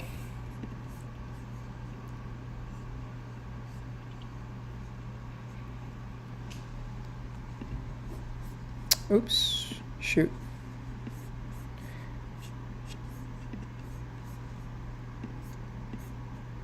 How do I go back to my channel?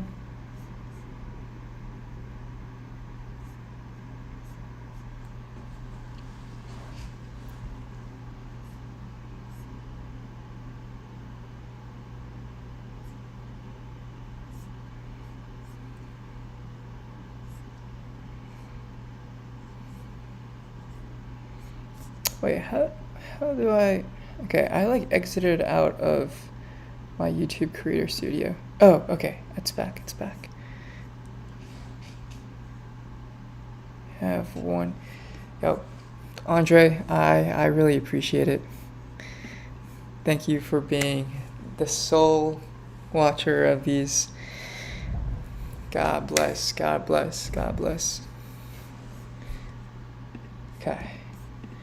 Okay, let's see. Intel Foundry Services. Alright, it's good. Mobileye. I want to see if I can get maybe a more granular number here. Up to 10.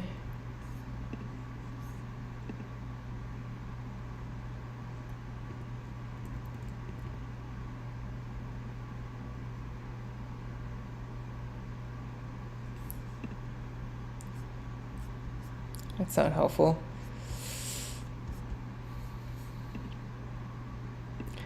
$5.8 billion.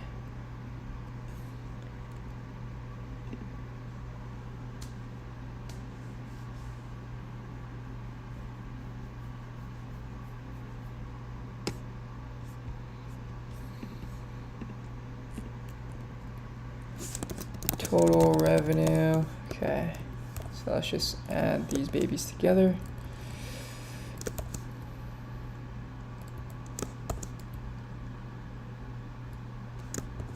Then add the client compute group.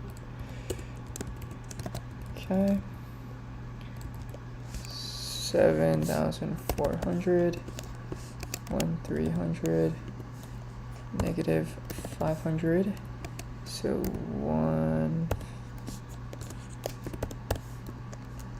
19,400, 22,800. Okay. Probably client compute is their biggest. Notebook, desktop, and other. So they even split this up a bit further.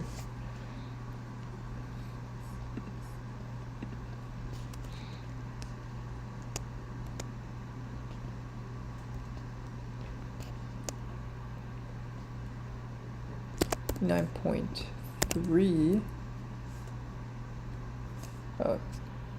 29,300.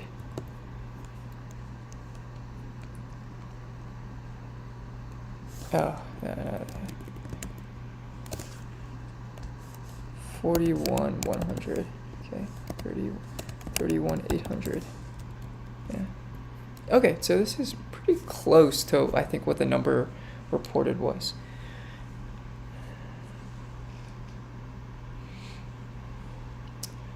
Okay.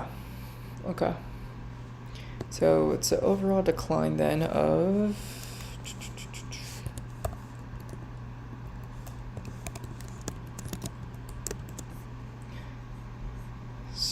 steady decline. Around, yeah, negative 13%. Yikes. Negative 16%. I do want to see, so their CapEx spending, right? Facilities actually maybe is helpful.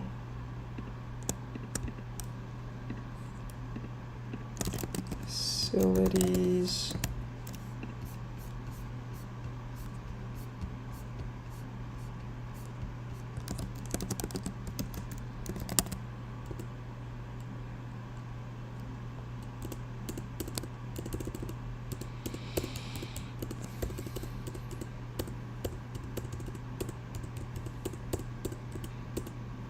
Oh, properties, okay.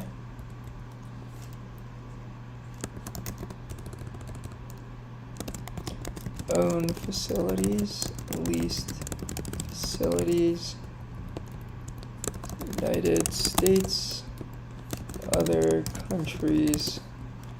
Okay, so 38 owned, 2 leased, 28, 33 total. Let's see.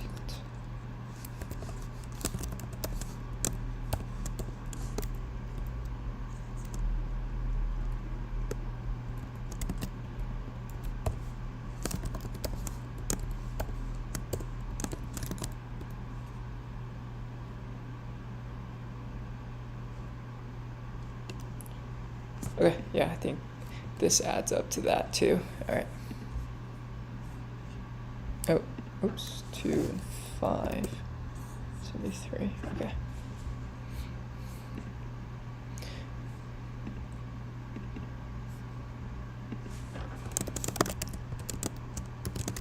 December 2023, so do these include facilities being built, right? Maybe if you look at the balance sheets of Intel, that could probably tell us a lot of things. I think let's go with assets. So it's probably cash, accounts receivables, do receivables, liabilities, probably biggest one, payables, say short-term debts, long-term debts, leases, I mean, maybe.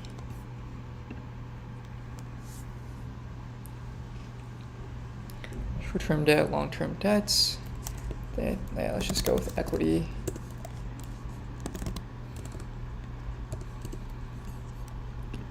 Yeah, maybe like retained earnings.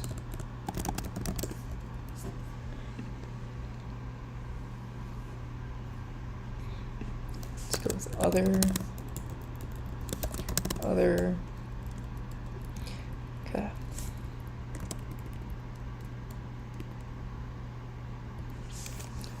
Yeah, it's like 2021, 2022, 2023.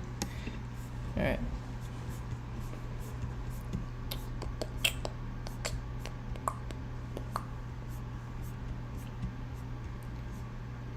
Consolidated statements of income. All right, so this is actually a bit higher than what we've reported here.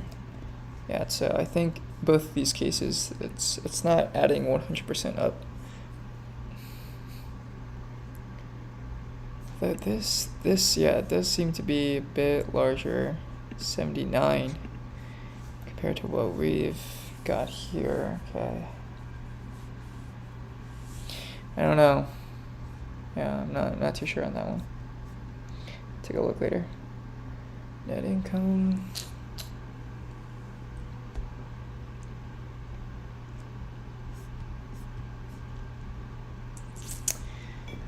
Oh, inventories is a big one, yeah. Plant, property, and equipment. How could I have forgotten?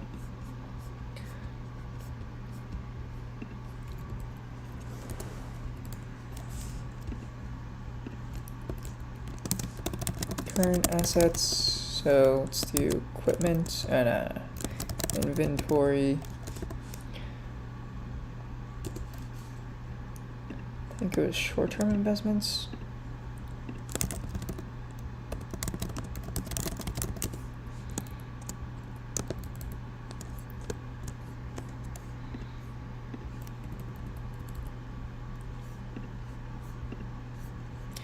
Take a look here. Yeah, let's see. So cash. So this is in millions.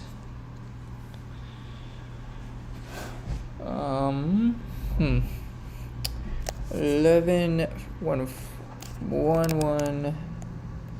144. Oh no. Sorry, this is that day. 7079. 17 955 3402 11. Wait. Short-term investments is at 17,000. Okay. Short-term investments. Accounts receivable. So I guess net of any, I forgot what they're called, impairments or write-downs. Maybe an allowance. Okay, yeah, I think net of an allowance. It's probably the best bet. Then inventories. 11127. Then other current assets. Then we have 3706. Okay. Total current assets should be to the sum of all of these. That'll give us 242. Nice. All right. So that's a decent amount of current assets. Right. Okay. I think we can calculate the enterprise value pretty quickly for Intel.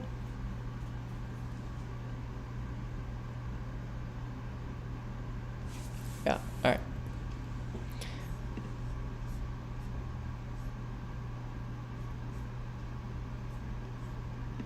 Debts is 37,000. Jesus Christ. Oh, 46,000. My God.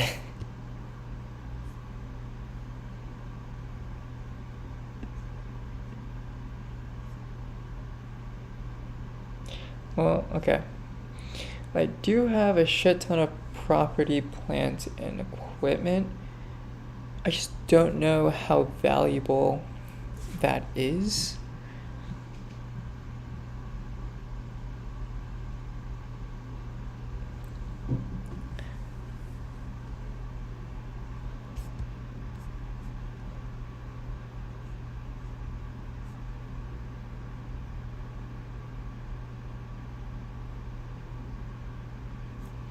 So I think when you look at the company today, I guess from a value perspective, okay. Let me cook. Let me try to cook at least. So, property.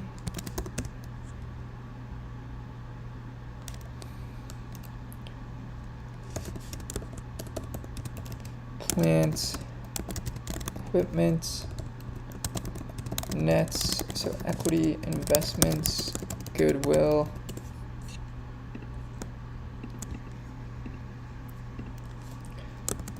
identified assets, nets, other long-term assets. Okay, so 96647 5829 27591, right, for goodwill. Okay, yeah. 4589 13647. Okay. Other long-term assets. Right. And then you just take the sum of these plus, you get 191,572 exactly. All right. Okay, so that's how you can break down the assets of Intel, really driven by the property, plant, and equipment here. Liabilities.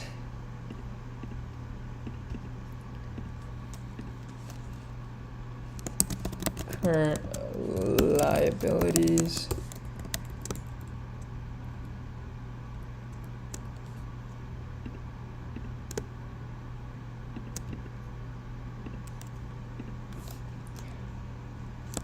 Short-term debts. Accounts payable. Why is everything? Accrued compensation and benefits. Income taxes payable. Other accrued liabilities. Total current liabilities. Okay.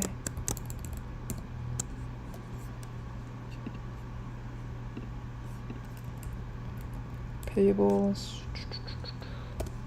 Yeah. Debts. Other long-term liabilities.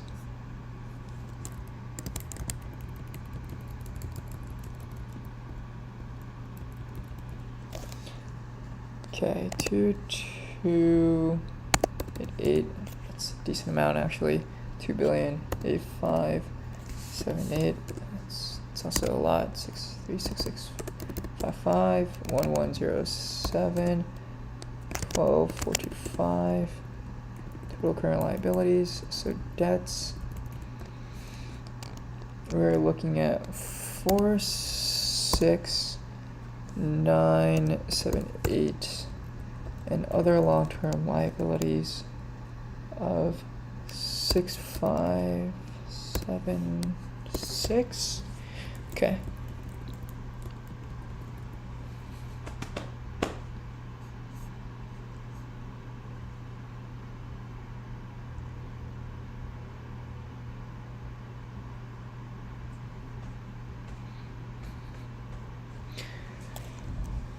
Stockholders' equity. So there is no 50 shares.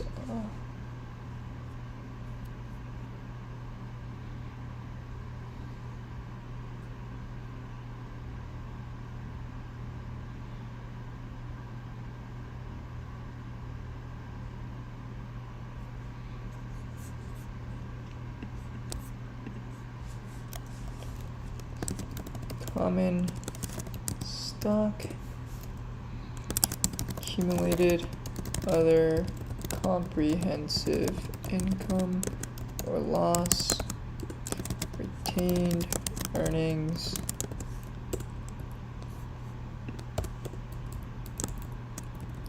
okay, so common stock 36,649, negative 215, 69,156. All right, so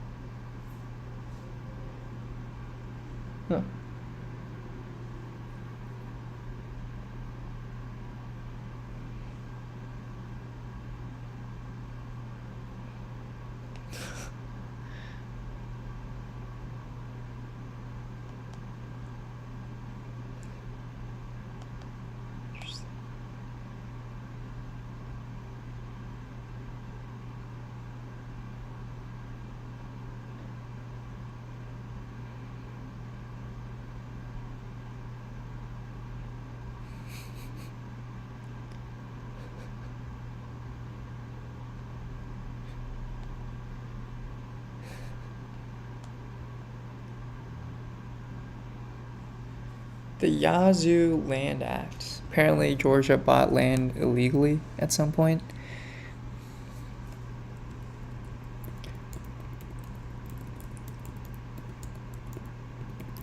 Okay, so I think I just want to do the total equity. Then I just sum everything up. Does this sound right?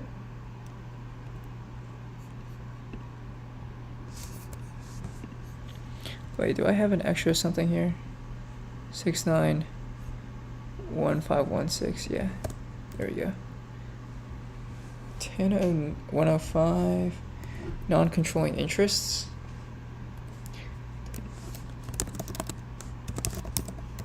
So I guess that's some interest that Intel has in another company that isn't worth much.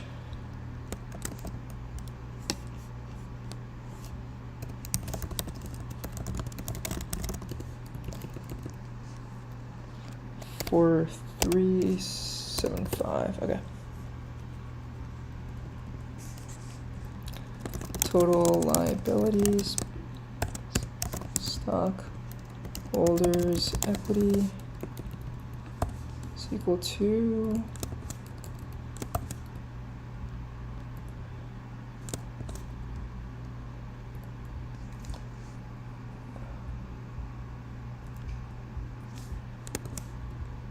just add everything up for now.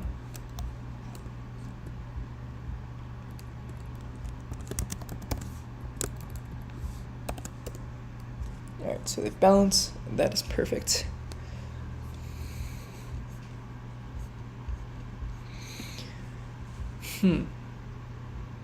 Yeah, now I kind of want to see where Intel is at.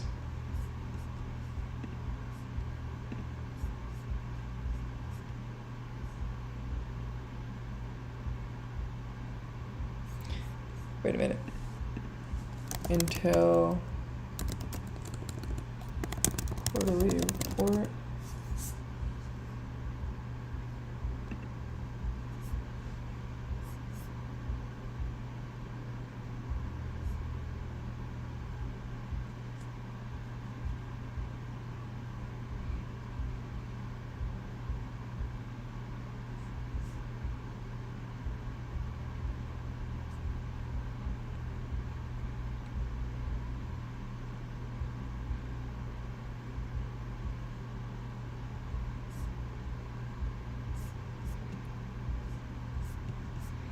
Okay, yeah, I don't really care about, oh, here we go.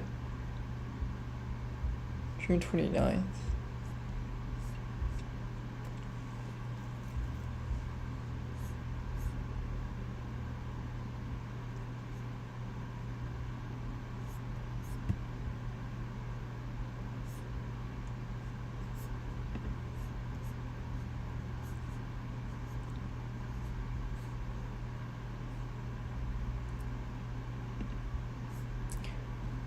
Okay, matches up.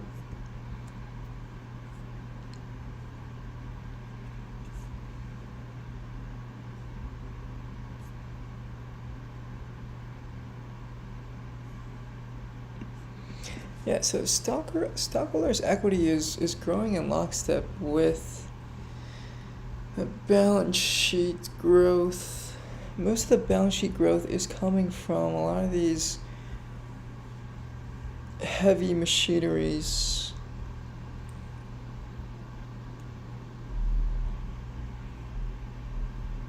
Okay. Let me see.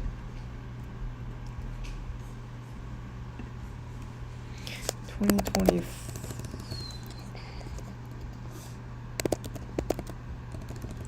Say Q2.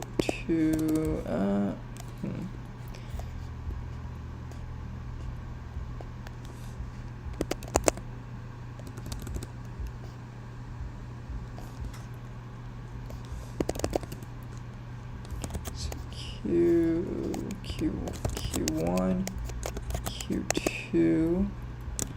Let's shift these over to the left. Okay, so Q1, 11,287, 17, 986. Right? Yeah. 3131. Inventories. 11244. Other current assets. 7181. Surprised that increased by a lot. Okay, so 50,000. 50,000. 103,398. 5824. 5824. 27442. 433. 14329. Okay. The sum.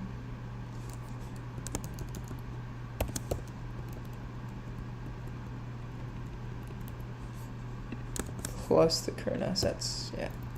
So we have total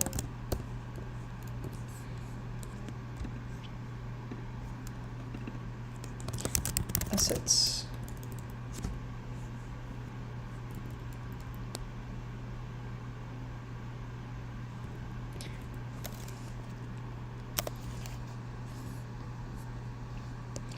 Okay, 4, 6, 9, 5, 9, 618, 2651, 1856. Crew compensation and benefits.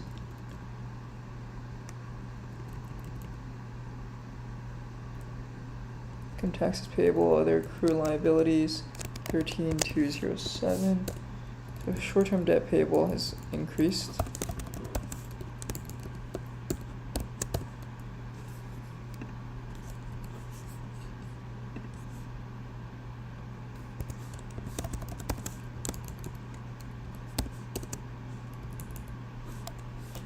Debts 48334 5410.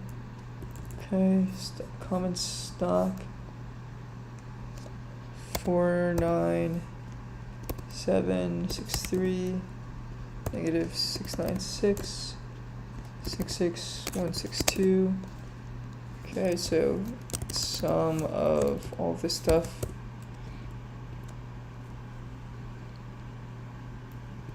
Non-controlling interests.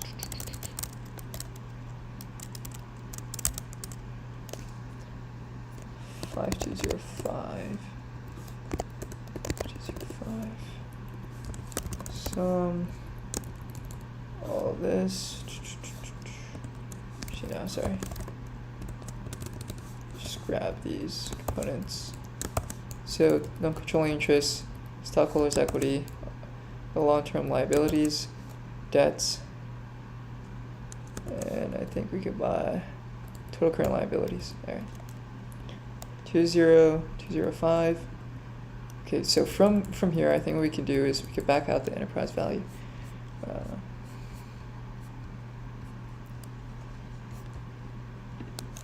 So market price of Intel today.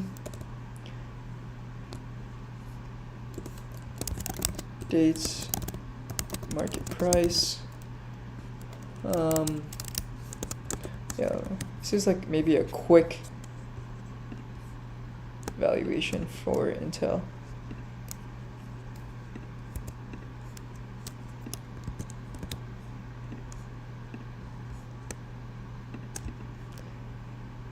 Yeah, we'll have like a little quick summary box up here. Okay, so say date, price, shares out, shares, market cap, enterprise value, EV. Okay, so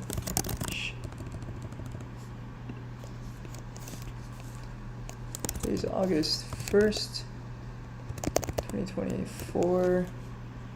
Price of Intel. So Intel price. So this is what's it today.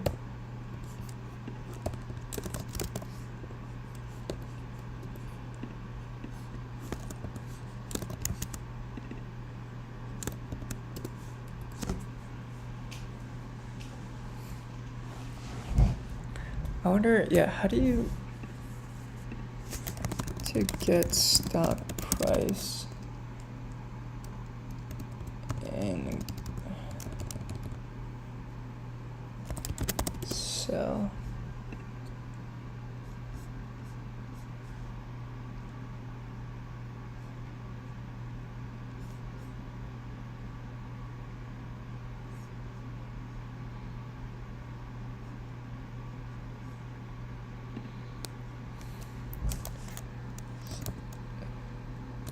I don't know what Intel is. But data.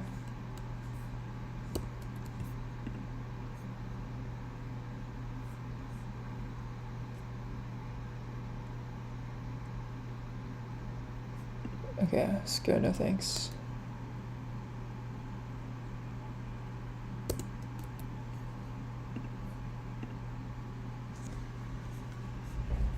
Price.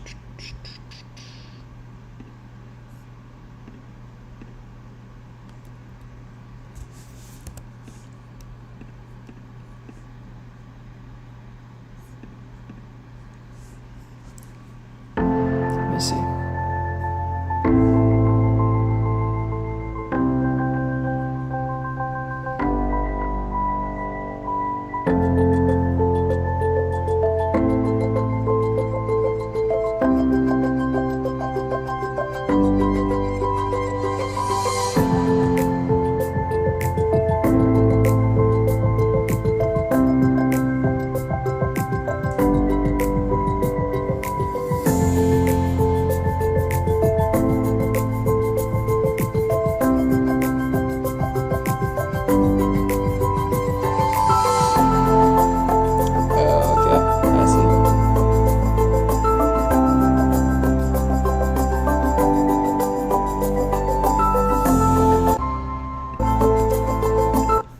That's actually pretty helpful. Alright, I didn't know you could do that.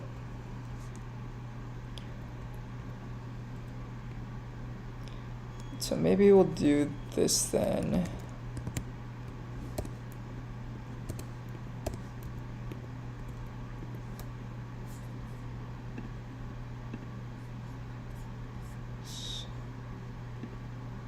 Price.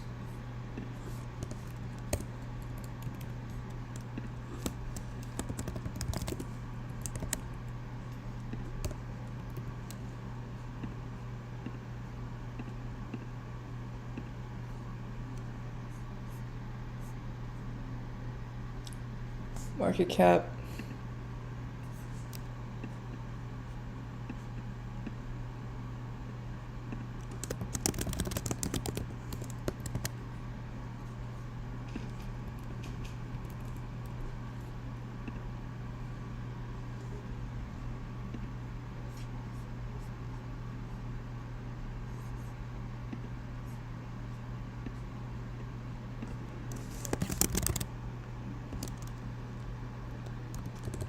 Shares outstanding.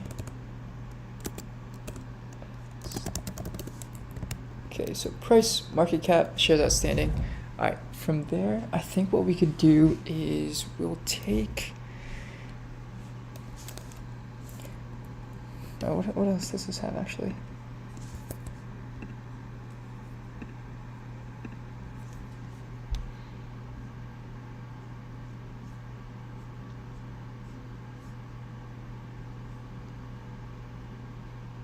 Yeah, okay, not too much. All right.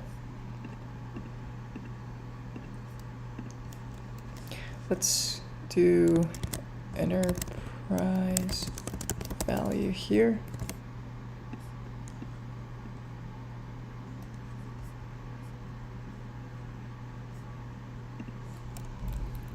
Okay, so this is going to be equal to, say, the market cap.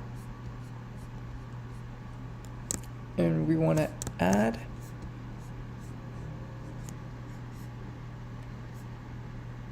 so add call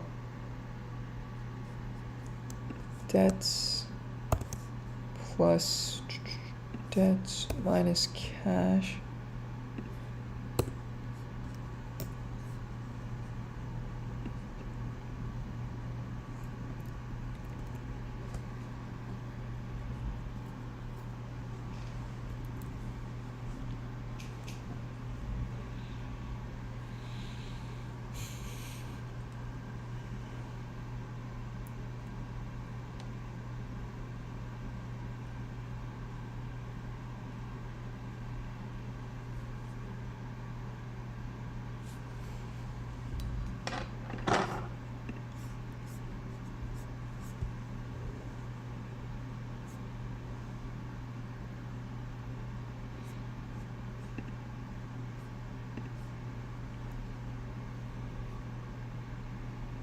Oh, okay. So yeah, these are not in the same units. Shoot.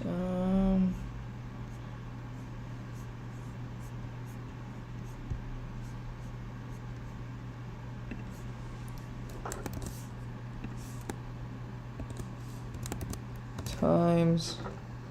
So scaling factor, I think millions, right?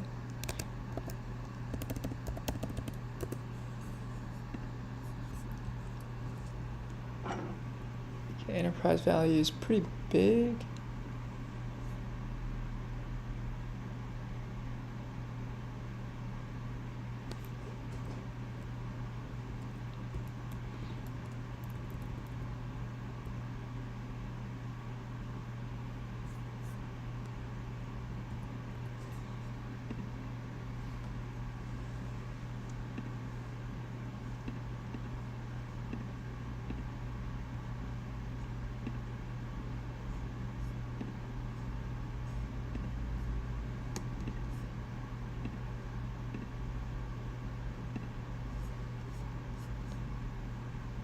Price extended hours.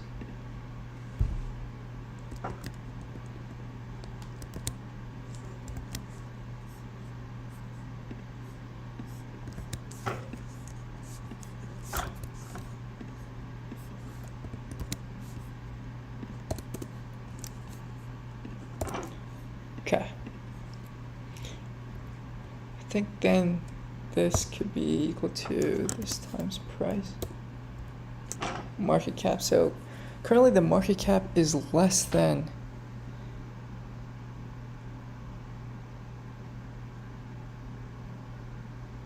the book value of equity, I think, for Intel, if it's trading at that. All right. Book value of equity is around 115 billion. Right now the market cap is just straight up at 100.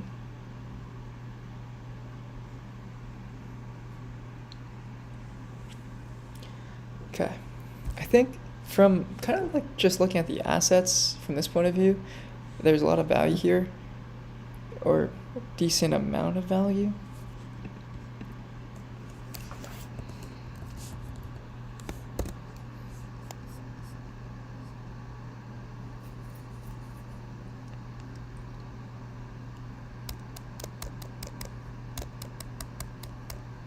Trying to think.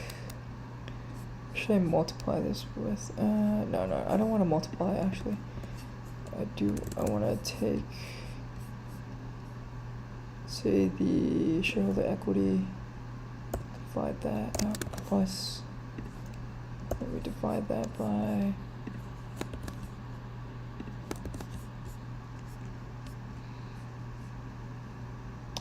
the market cap. And then we multiply this, or subtract 1.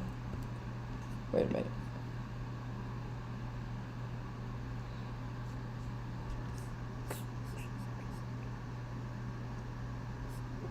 How is this negative? Divided by...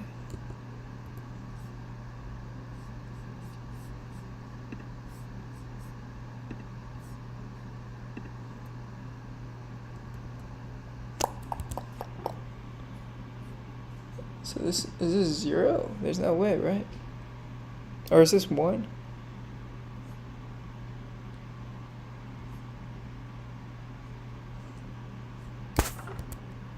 No, it would be 0, like pretty much close to 0. So it's just 4.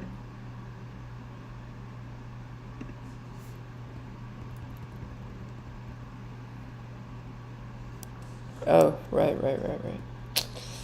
I keep forgetting I gotta multiply by...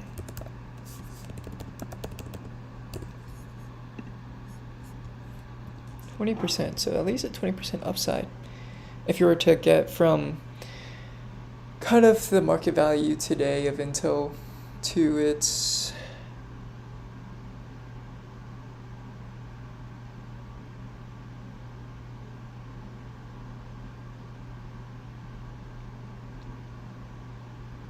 book value of equity, But I wonder what the value of those assets are, like the value of Intel's assets.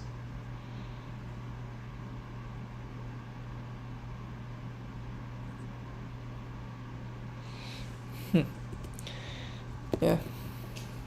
Yeah, sure. I'm gonna go use the bathroom there real quick. I'll be back in a sec.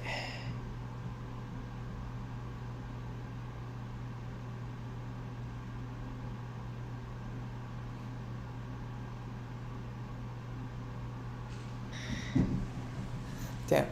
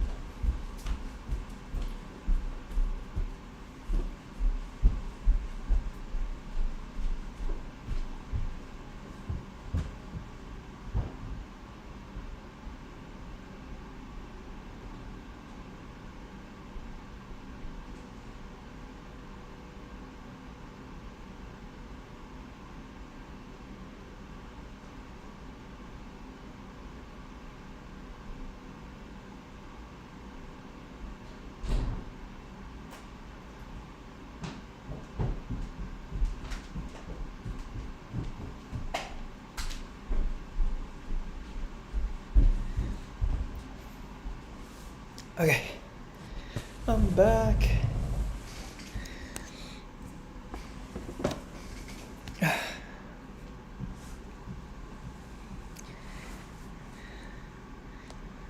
Yes, ma'am.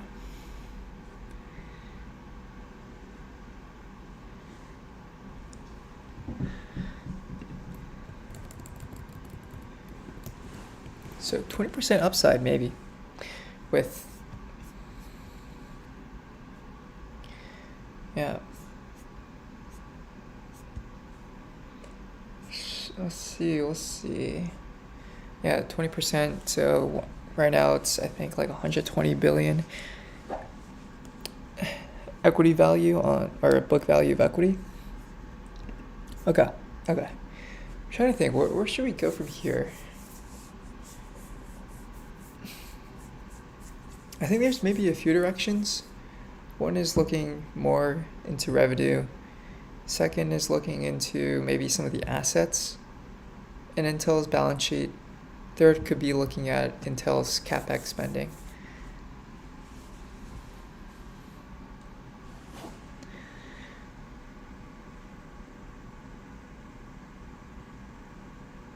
Yeah, so I wonder, when you look at the balance sheets of TSMC, balance sheets of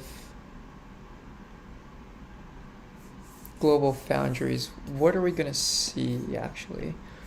TSM, are they also trading at a discount to book value? I'd imagine not, right? But let's see.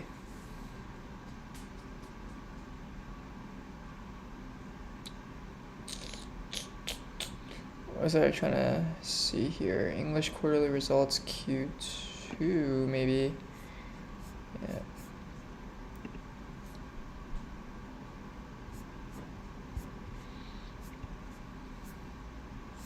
June 30th. Okay.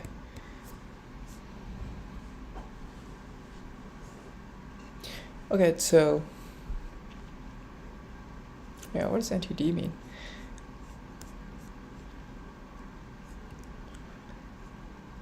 Quarter over quarter change.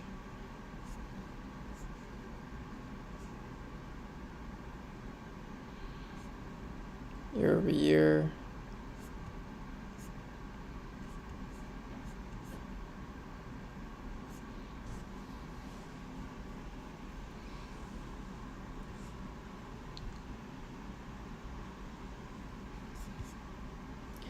Oh, expressed in millions of New Taiwan dollars. Okay, I see.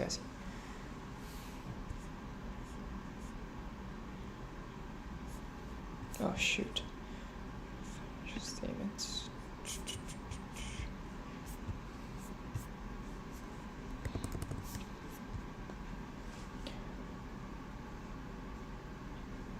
Equity attributable to total shareholders' equity, right?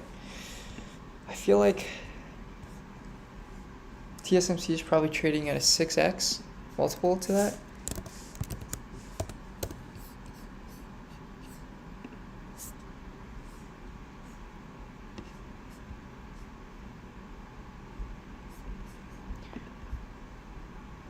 Yeah, pretty much an 8x multiple.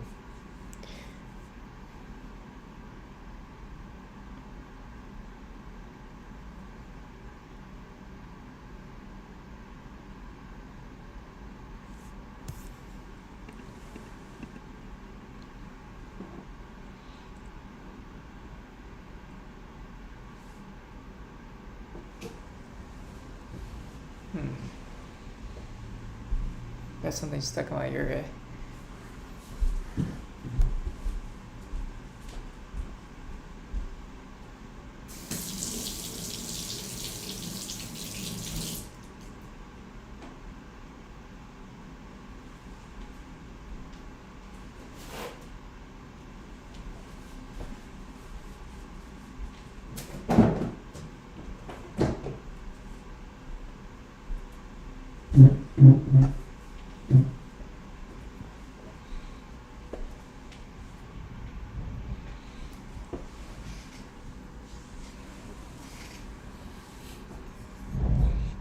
Yeah, maybe build a list of comps.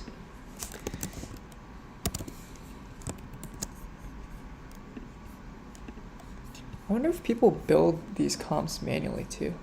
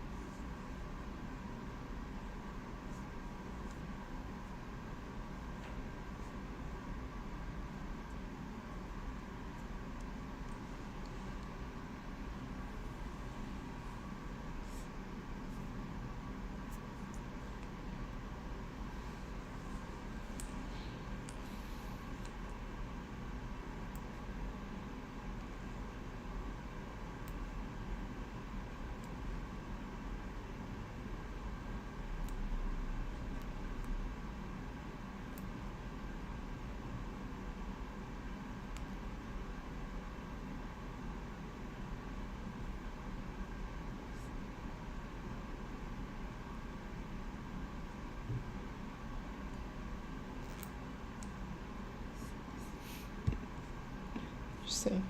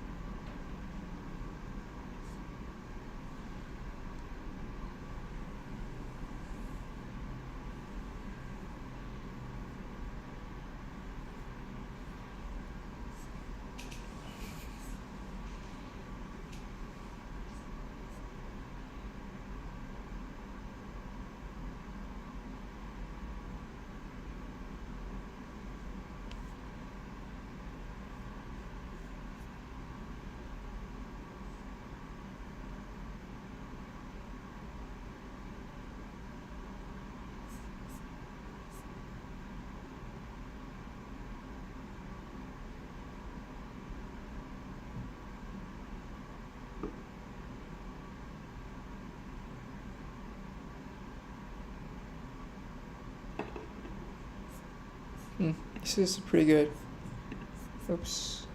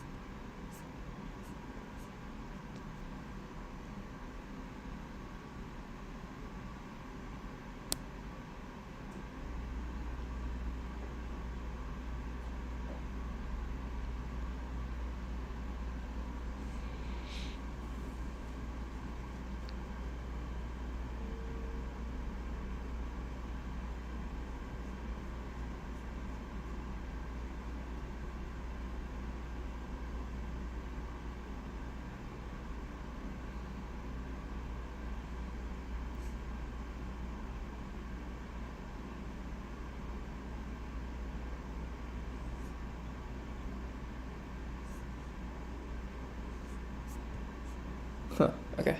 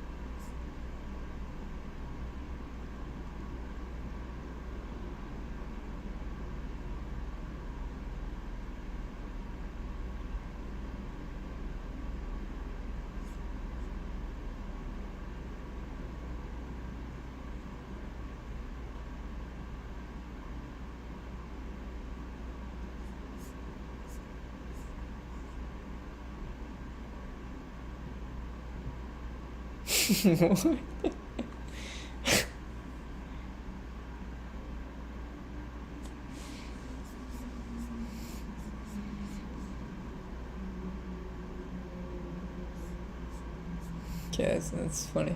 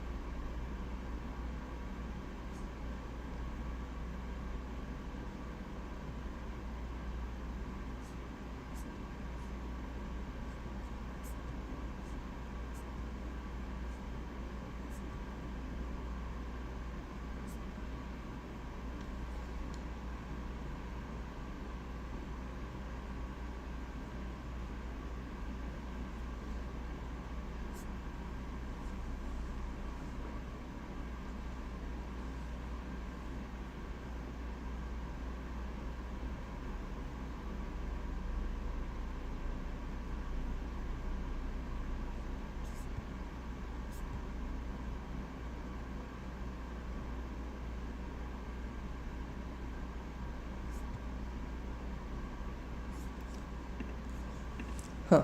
Okay, and I'm gonna add this. Spend some of this time reading on the this forum that I didn't even really do any work, but it's helpful.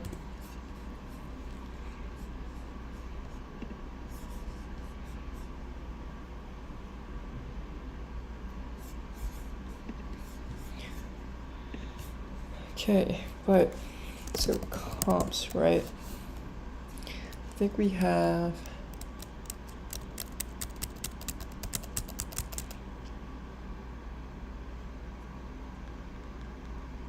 I'm gonna take, let's say, TSMC, Global Foundries.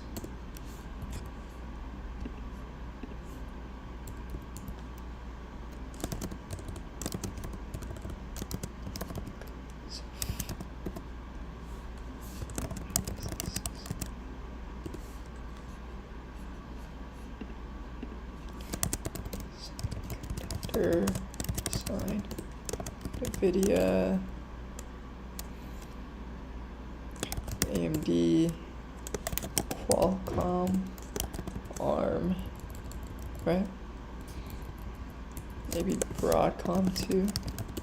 Unless does Broadcom actually make equipment, or do they actually make the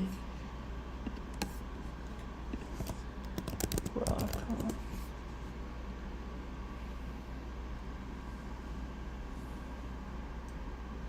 Oh, it's software. Okay.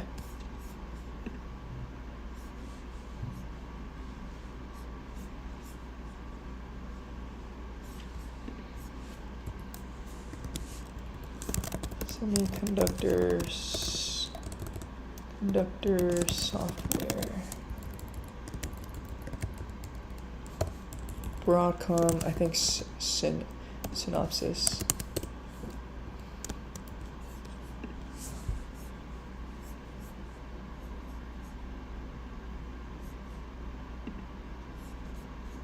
Here we go. Damn, yeah, that's insane.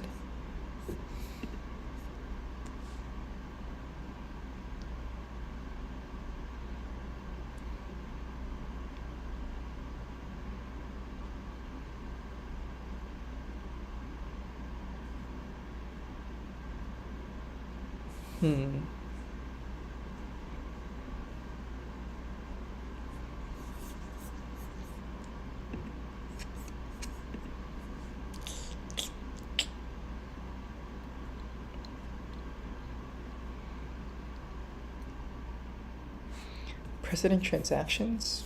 I feel like probably not. Let's see. Looking like a Catalyst, Partners Bank. Let's see, I have deals on here.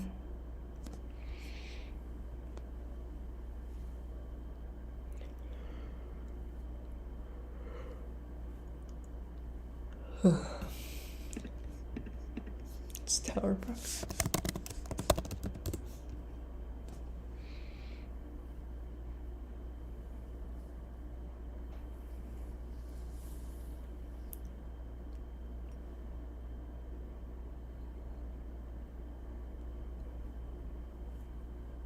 Okay, interesting. Yeah.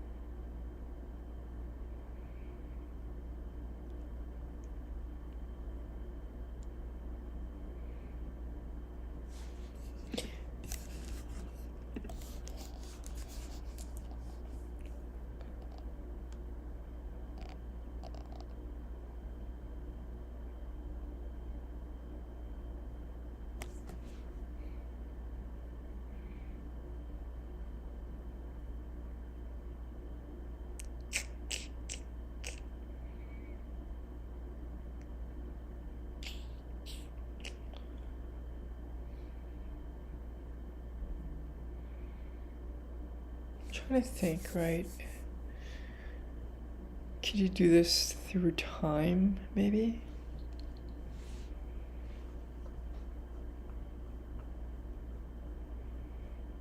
Like 2024 comps, 2020.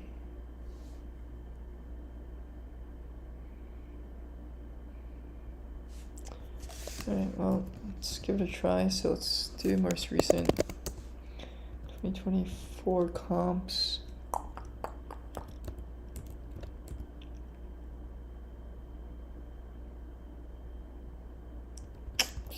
Let's do Q2 probably. Okay, foundry business, TSMC. Let me actually do this.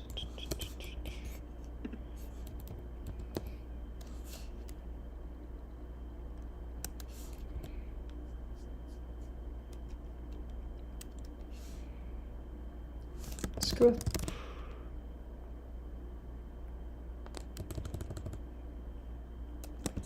So price Shares outstanding. That's it. Let's go market cap.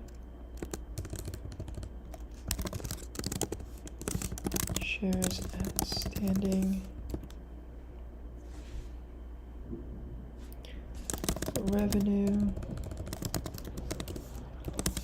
EBITDA.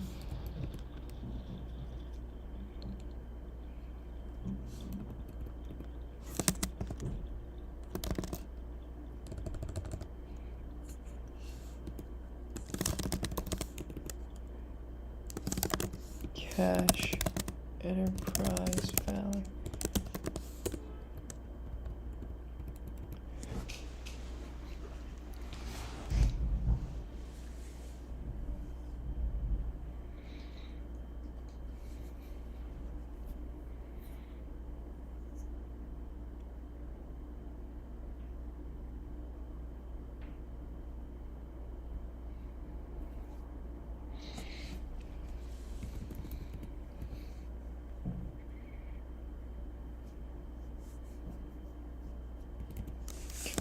Revenue. Let's actually do this here. So revenue, EBITDA.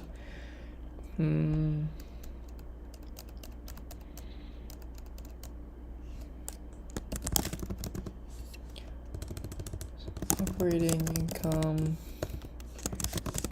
net income. Okay.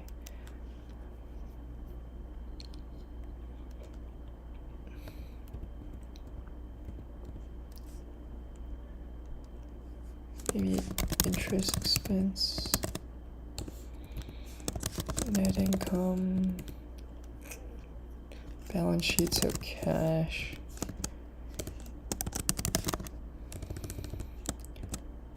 property, plants, equipment, net, debts, equity, book value. Okay.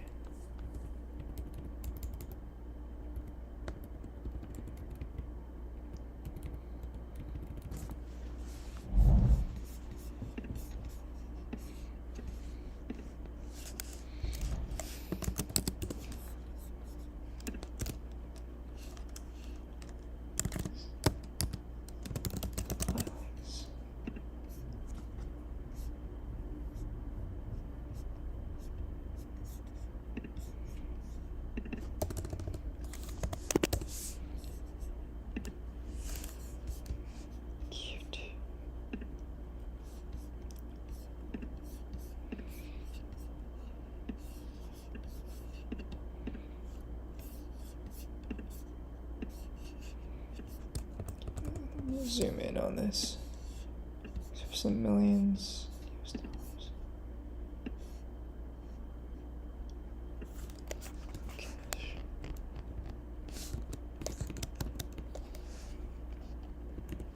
$55. $75. Property, plants. 95594.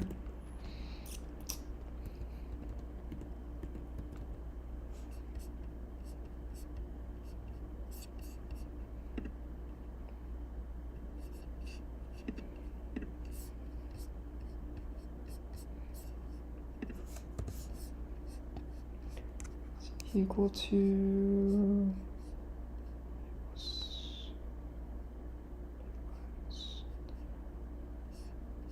non-current liabilities, bonds payable,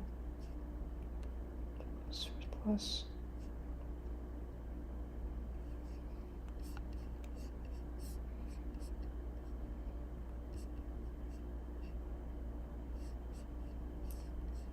Okay, so this is equal to 710 plus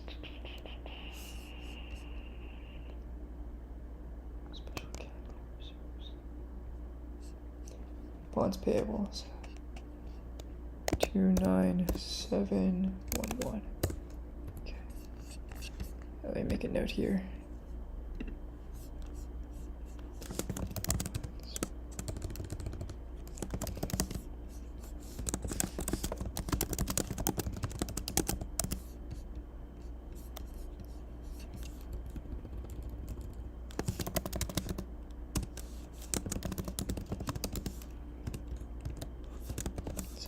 is around 710 plus bonds payable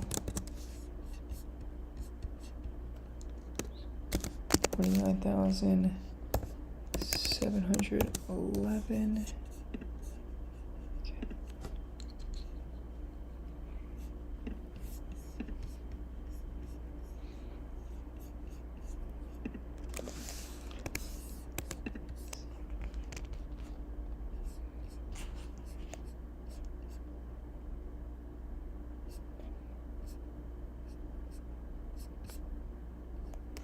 $117,579.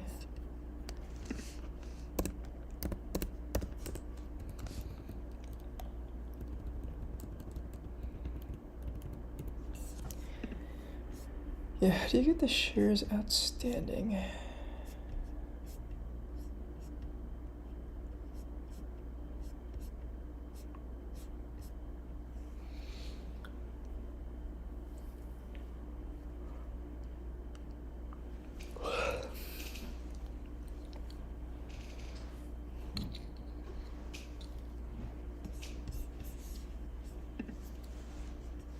We've officially hit the 3-hour mark. Let's go. Let's go.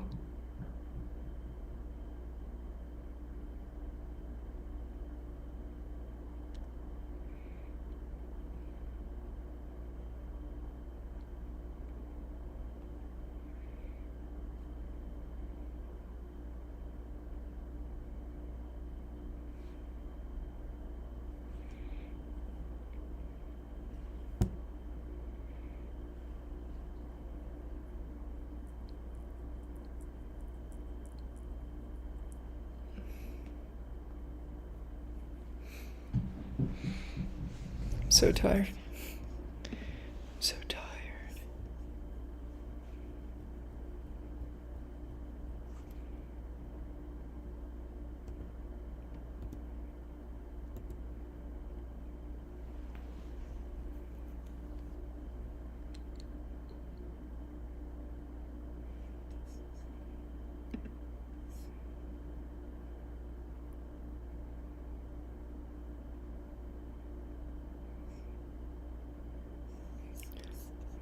I'm watching my live stream.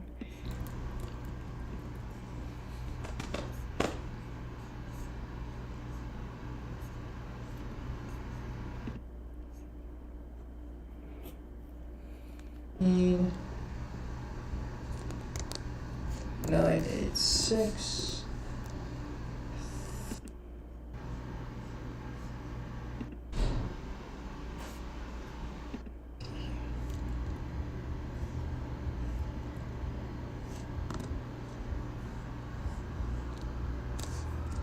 Man, I gotta get a haircut soon. My hair looks ass. Alright, I will. So Mobileye is really the only growing. I think Mobileye is also, they IPO'd as well. So I don't know if Intel's gonna keep reporting them as a segment. But IQ helped generates increasing revenue in 3. Okay. Let me bring back. Where did it go? Okay. Here it is. Why is it still loading? I wonder if there's some type of.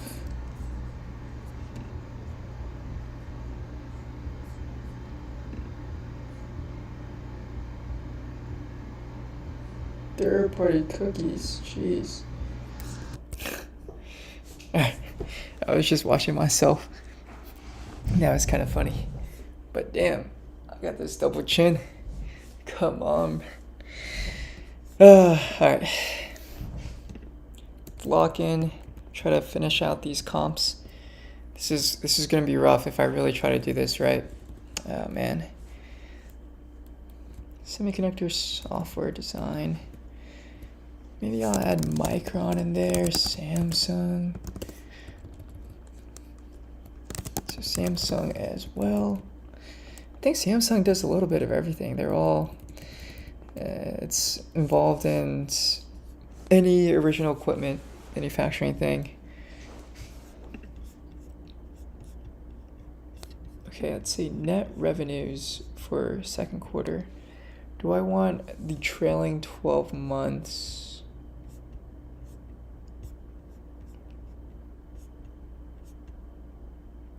Year over year.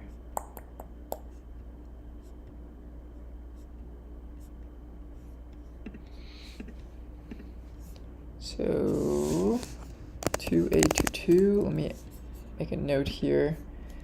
Just saying that this is going to be a new note. So this is 2024, TQ 2024.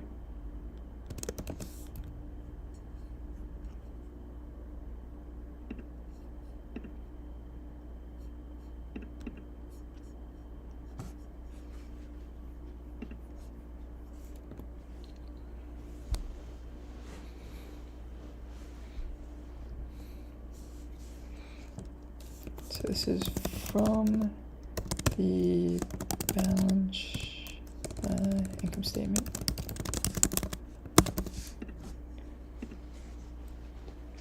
Okay, so when you're looking at cash, backing out cash, so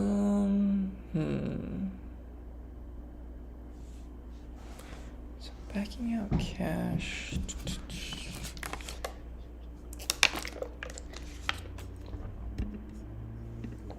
Maybe we'll add like gross profit if it's possible.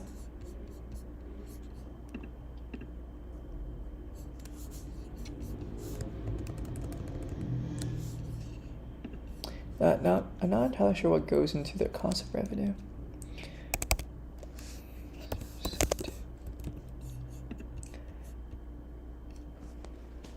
So operating expense,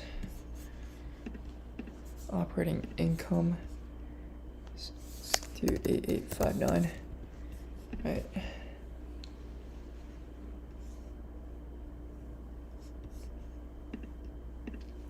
EBITDA, we'll add maybe interest expense.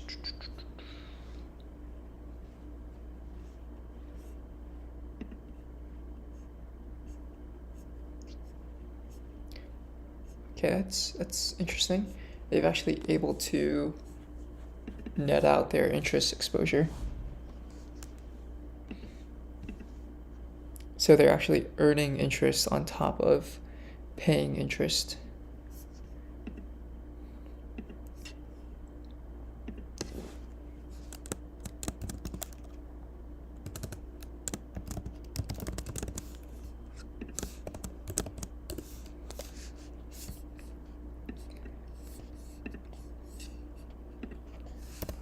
Seven. Net income 7657.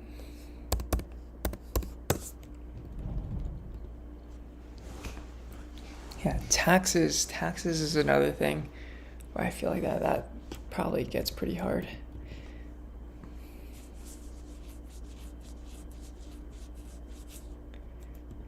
Okay, EBITDA.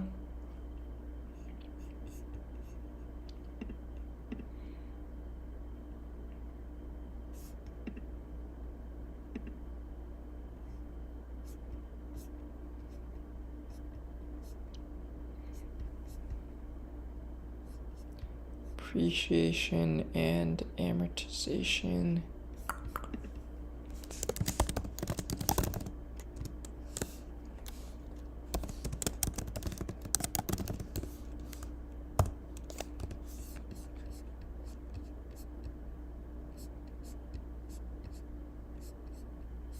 Oops.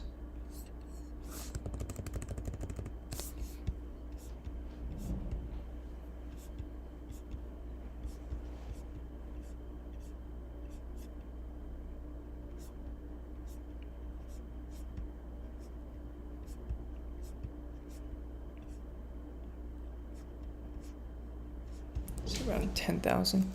Sorry, I think this is 10 billion.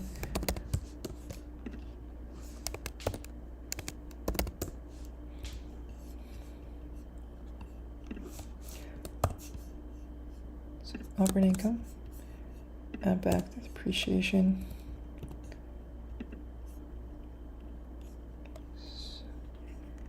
New note.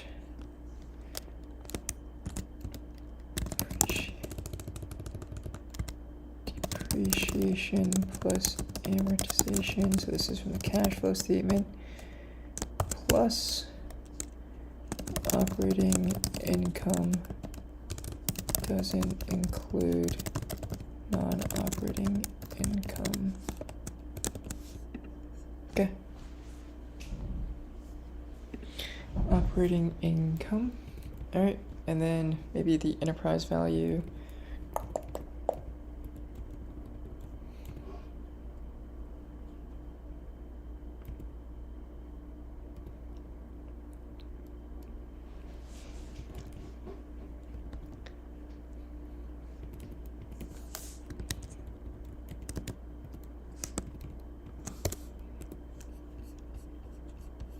I feel like shares outstanding, where even is that? Weighted average standing, fully diluted. 25 billion shares, I think that's what it means.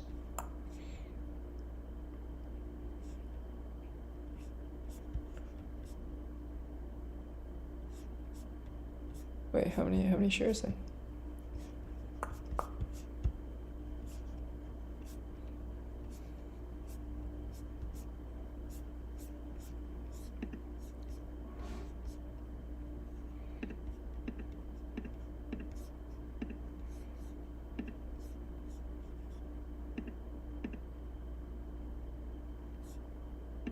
TSMN.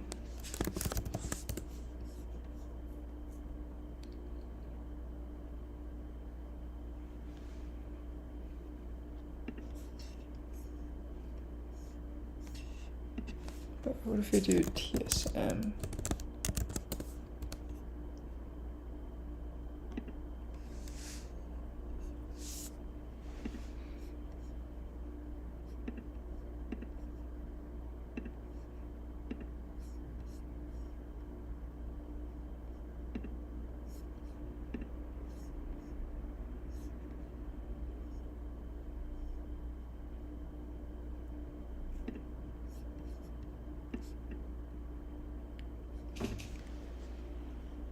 So it is around 5 billion.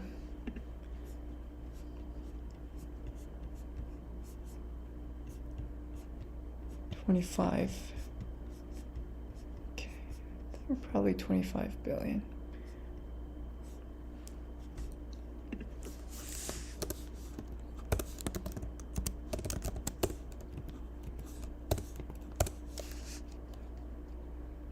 $2,900. 5. 530.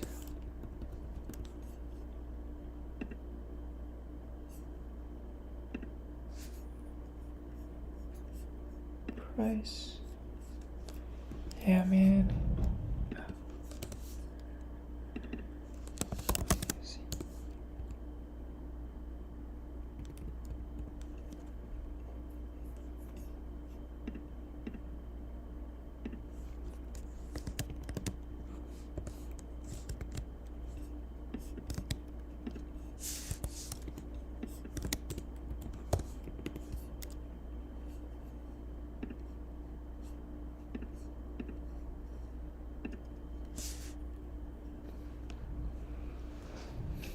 TWD.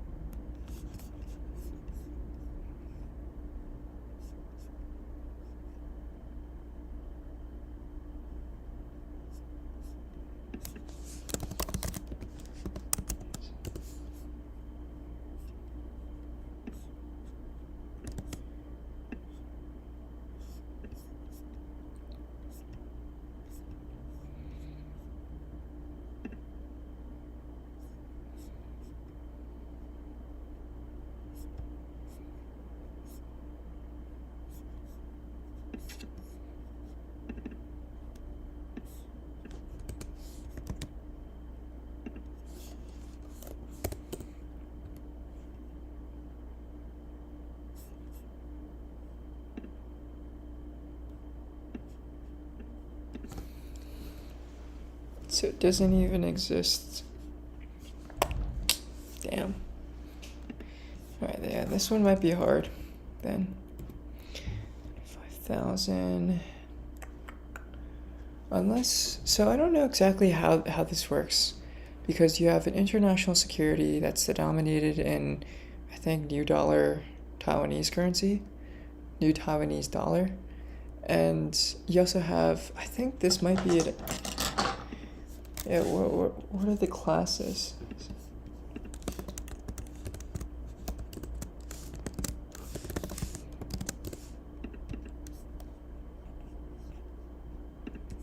So very confusing share class structure due to international nature.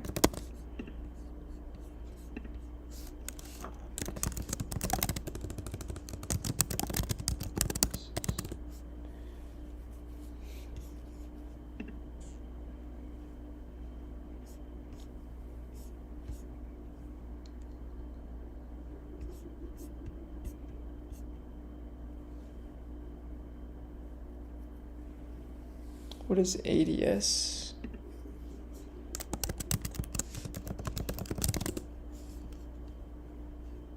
American Depository Shares.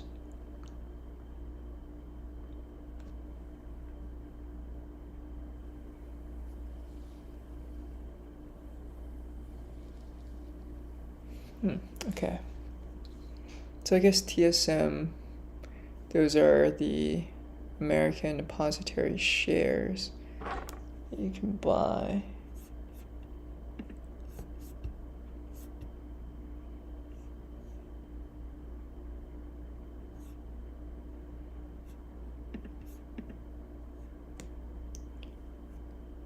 Okay. Okay, that's interesting. We didn't get into CapEx. I think that would be maybe a good thing for tomorrow. I think I might just buy $1,000 of Intel just for the fun of it.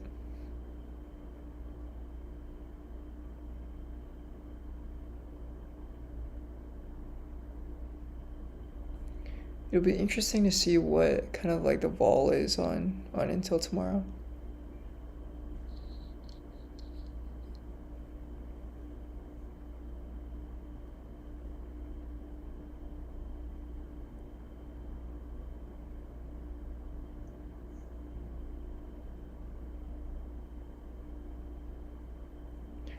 Yeah, what are the great American companies that have fallen?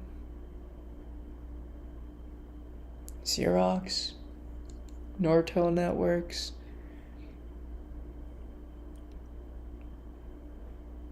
BlackBerry.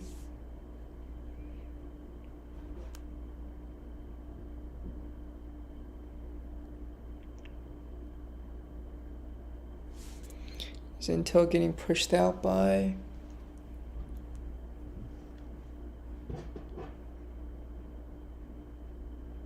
the Qualcomms of the world? The ARMs of the world? But you still have so much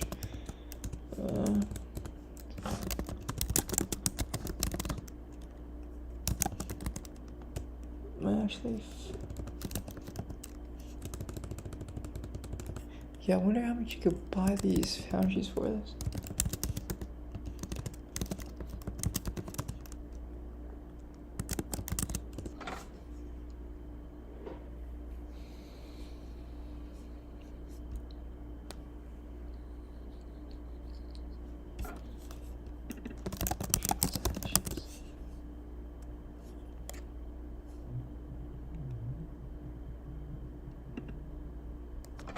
Okay, I am getting. Okay, so maybe next steps. Figure out precedents, transactions for selling fabs. Understand Intel's CapEx spending strategies, understand market share in the semiconductor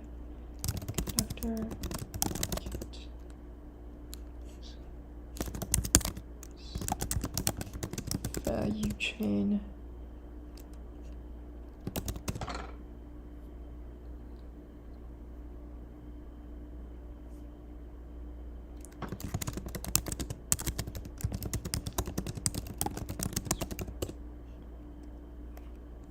Yeah, I think these are some probably pretty good next steps.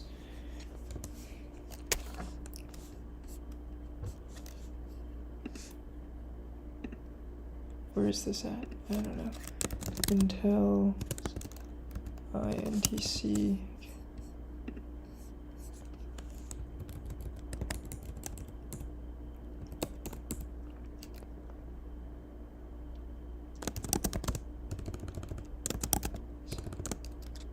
Public comps, and then also forecast. Let's do DCF. Actually, revenue build probably. Much rather see some type of revenue build.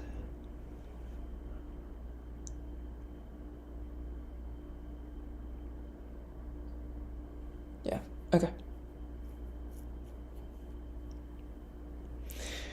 Yeah, with that being said, I think I'm going to end this here. This is a good first look into Intel. Some of the segments that they report in, so I think the biggest ones are the client computing group, data centers and AI,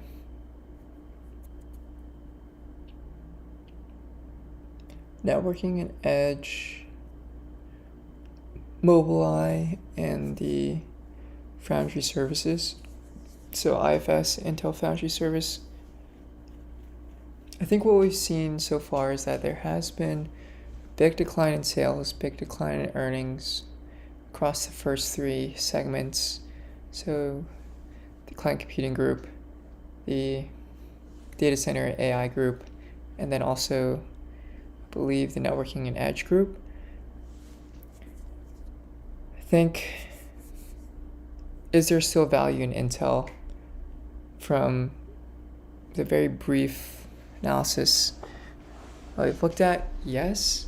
I do think that there's still maybe some value within the company. I think there's a lot of promising potential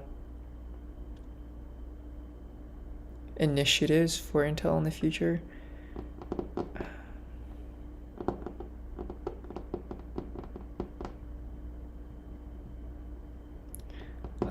I wonder, so figure out chips at help on Intel. I think there's probably going to be a lot of government support for the company to do well. It's going to be a really integral part of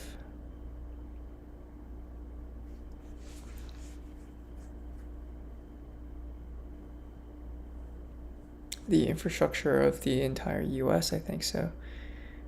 It kind of has a chokehold on US semiconductor manufacturing. Yeah, I think that's probably going to be my takeaways for right now. Definitely want to continue the stream tomorrow, see what happens. Although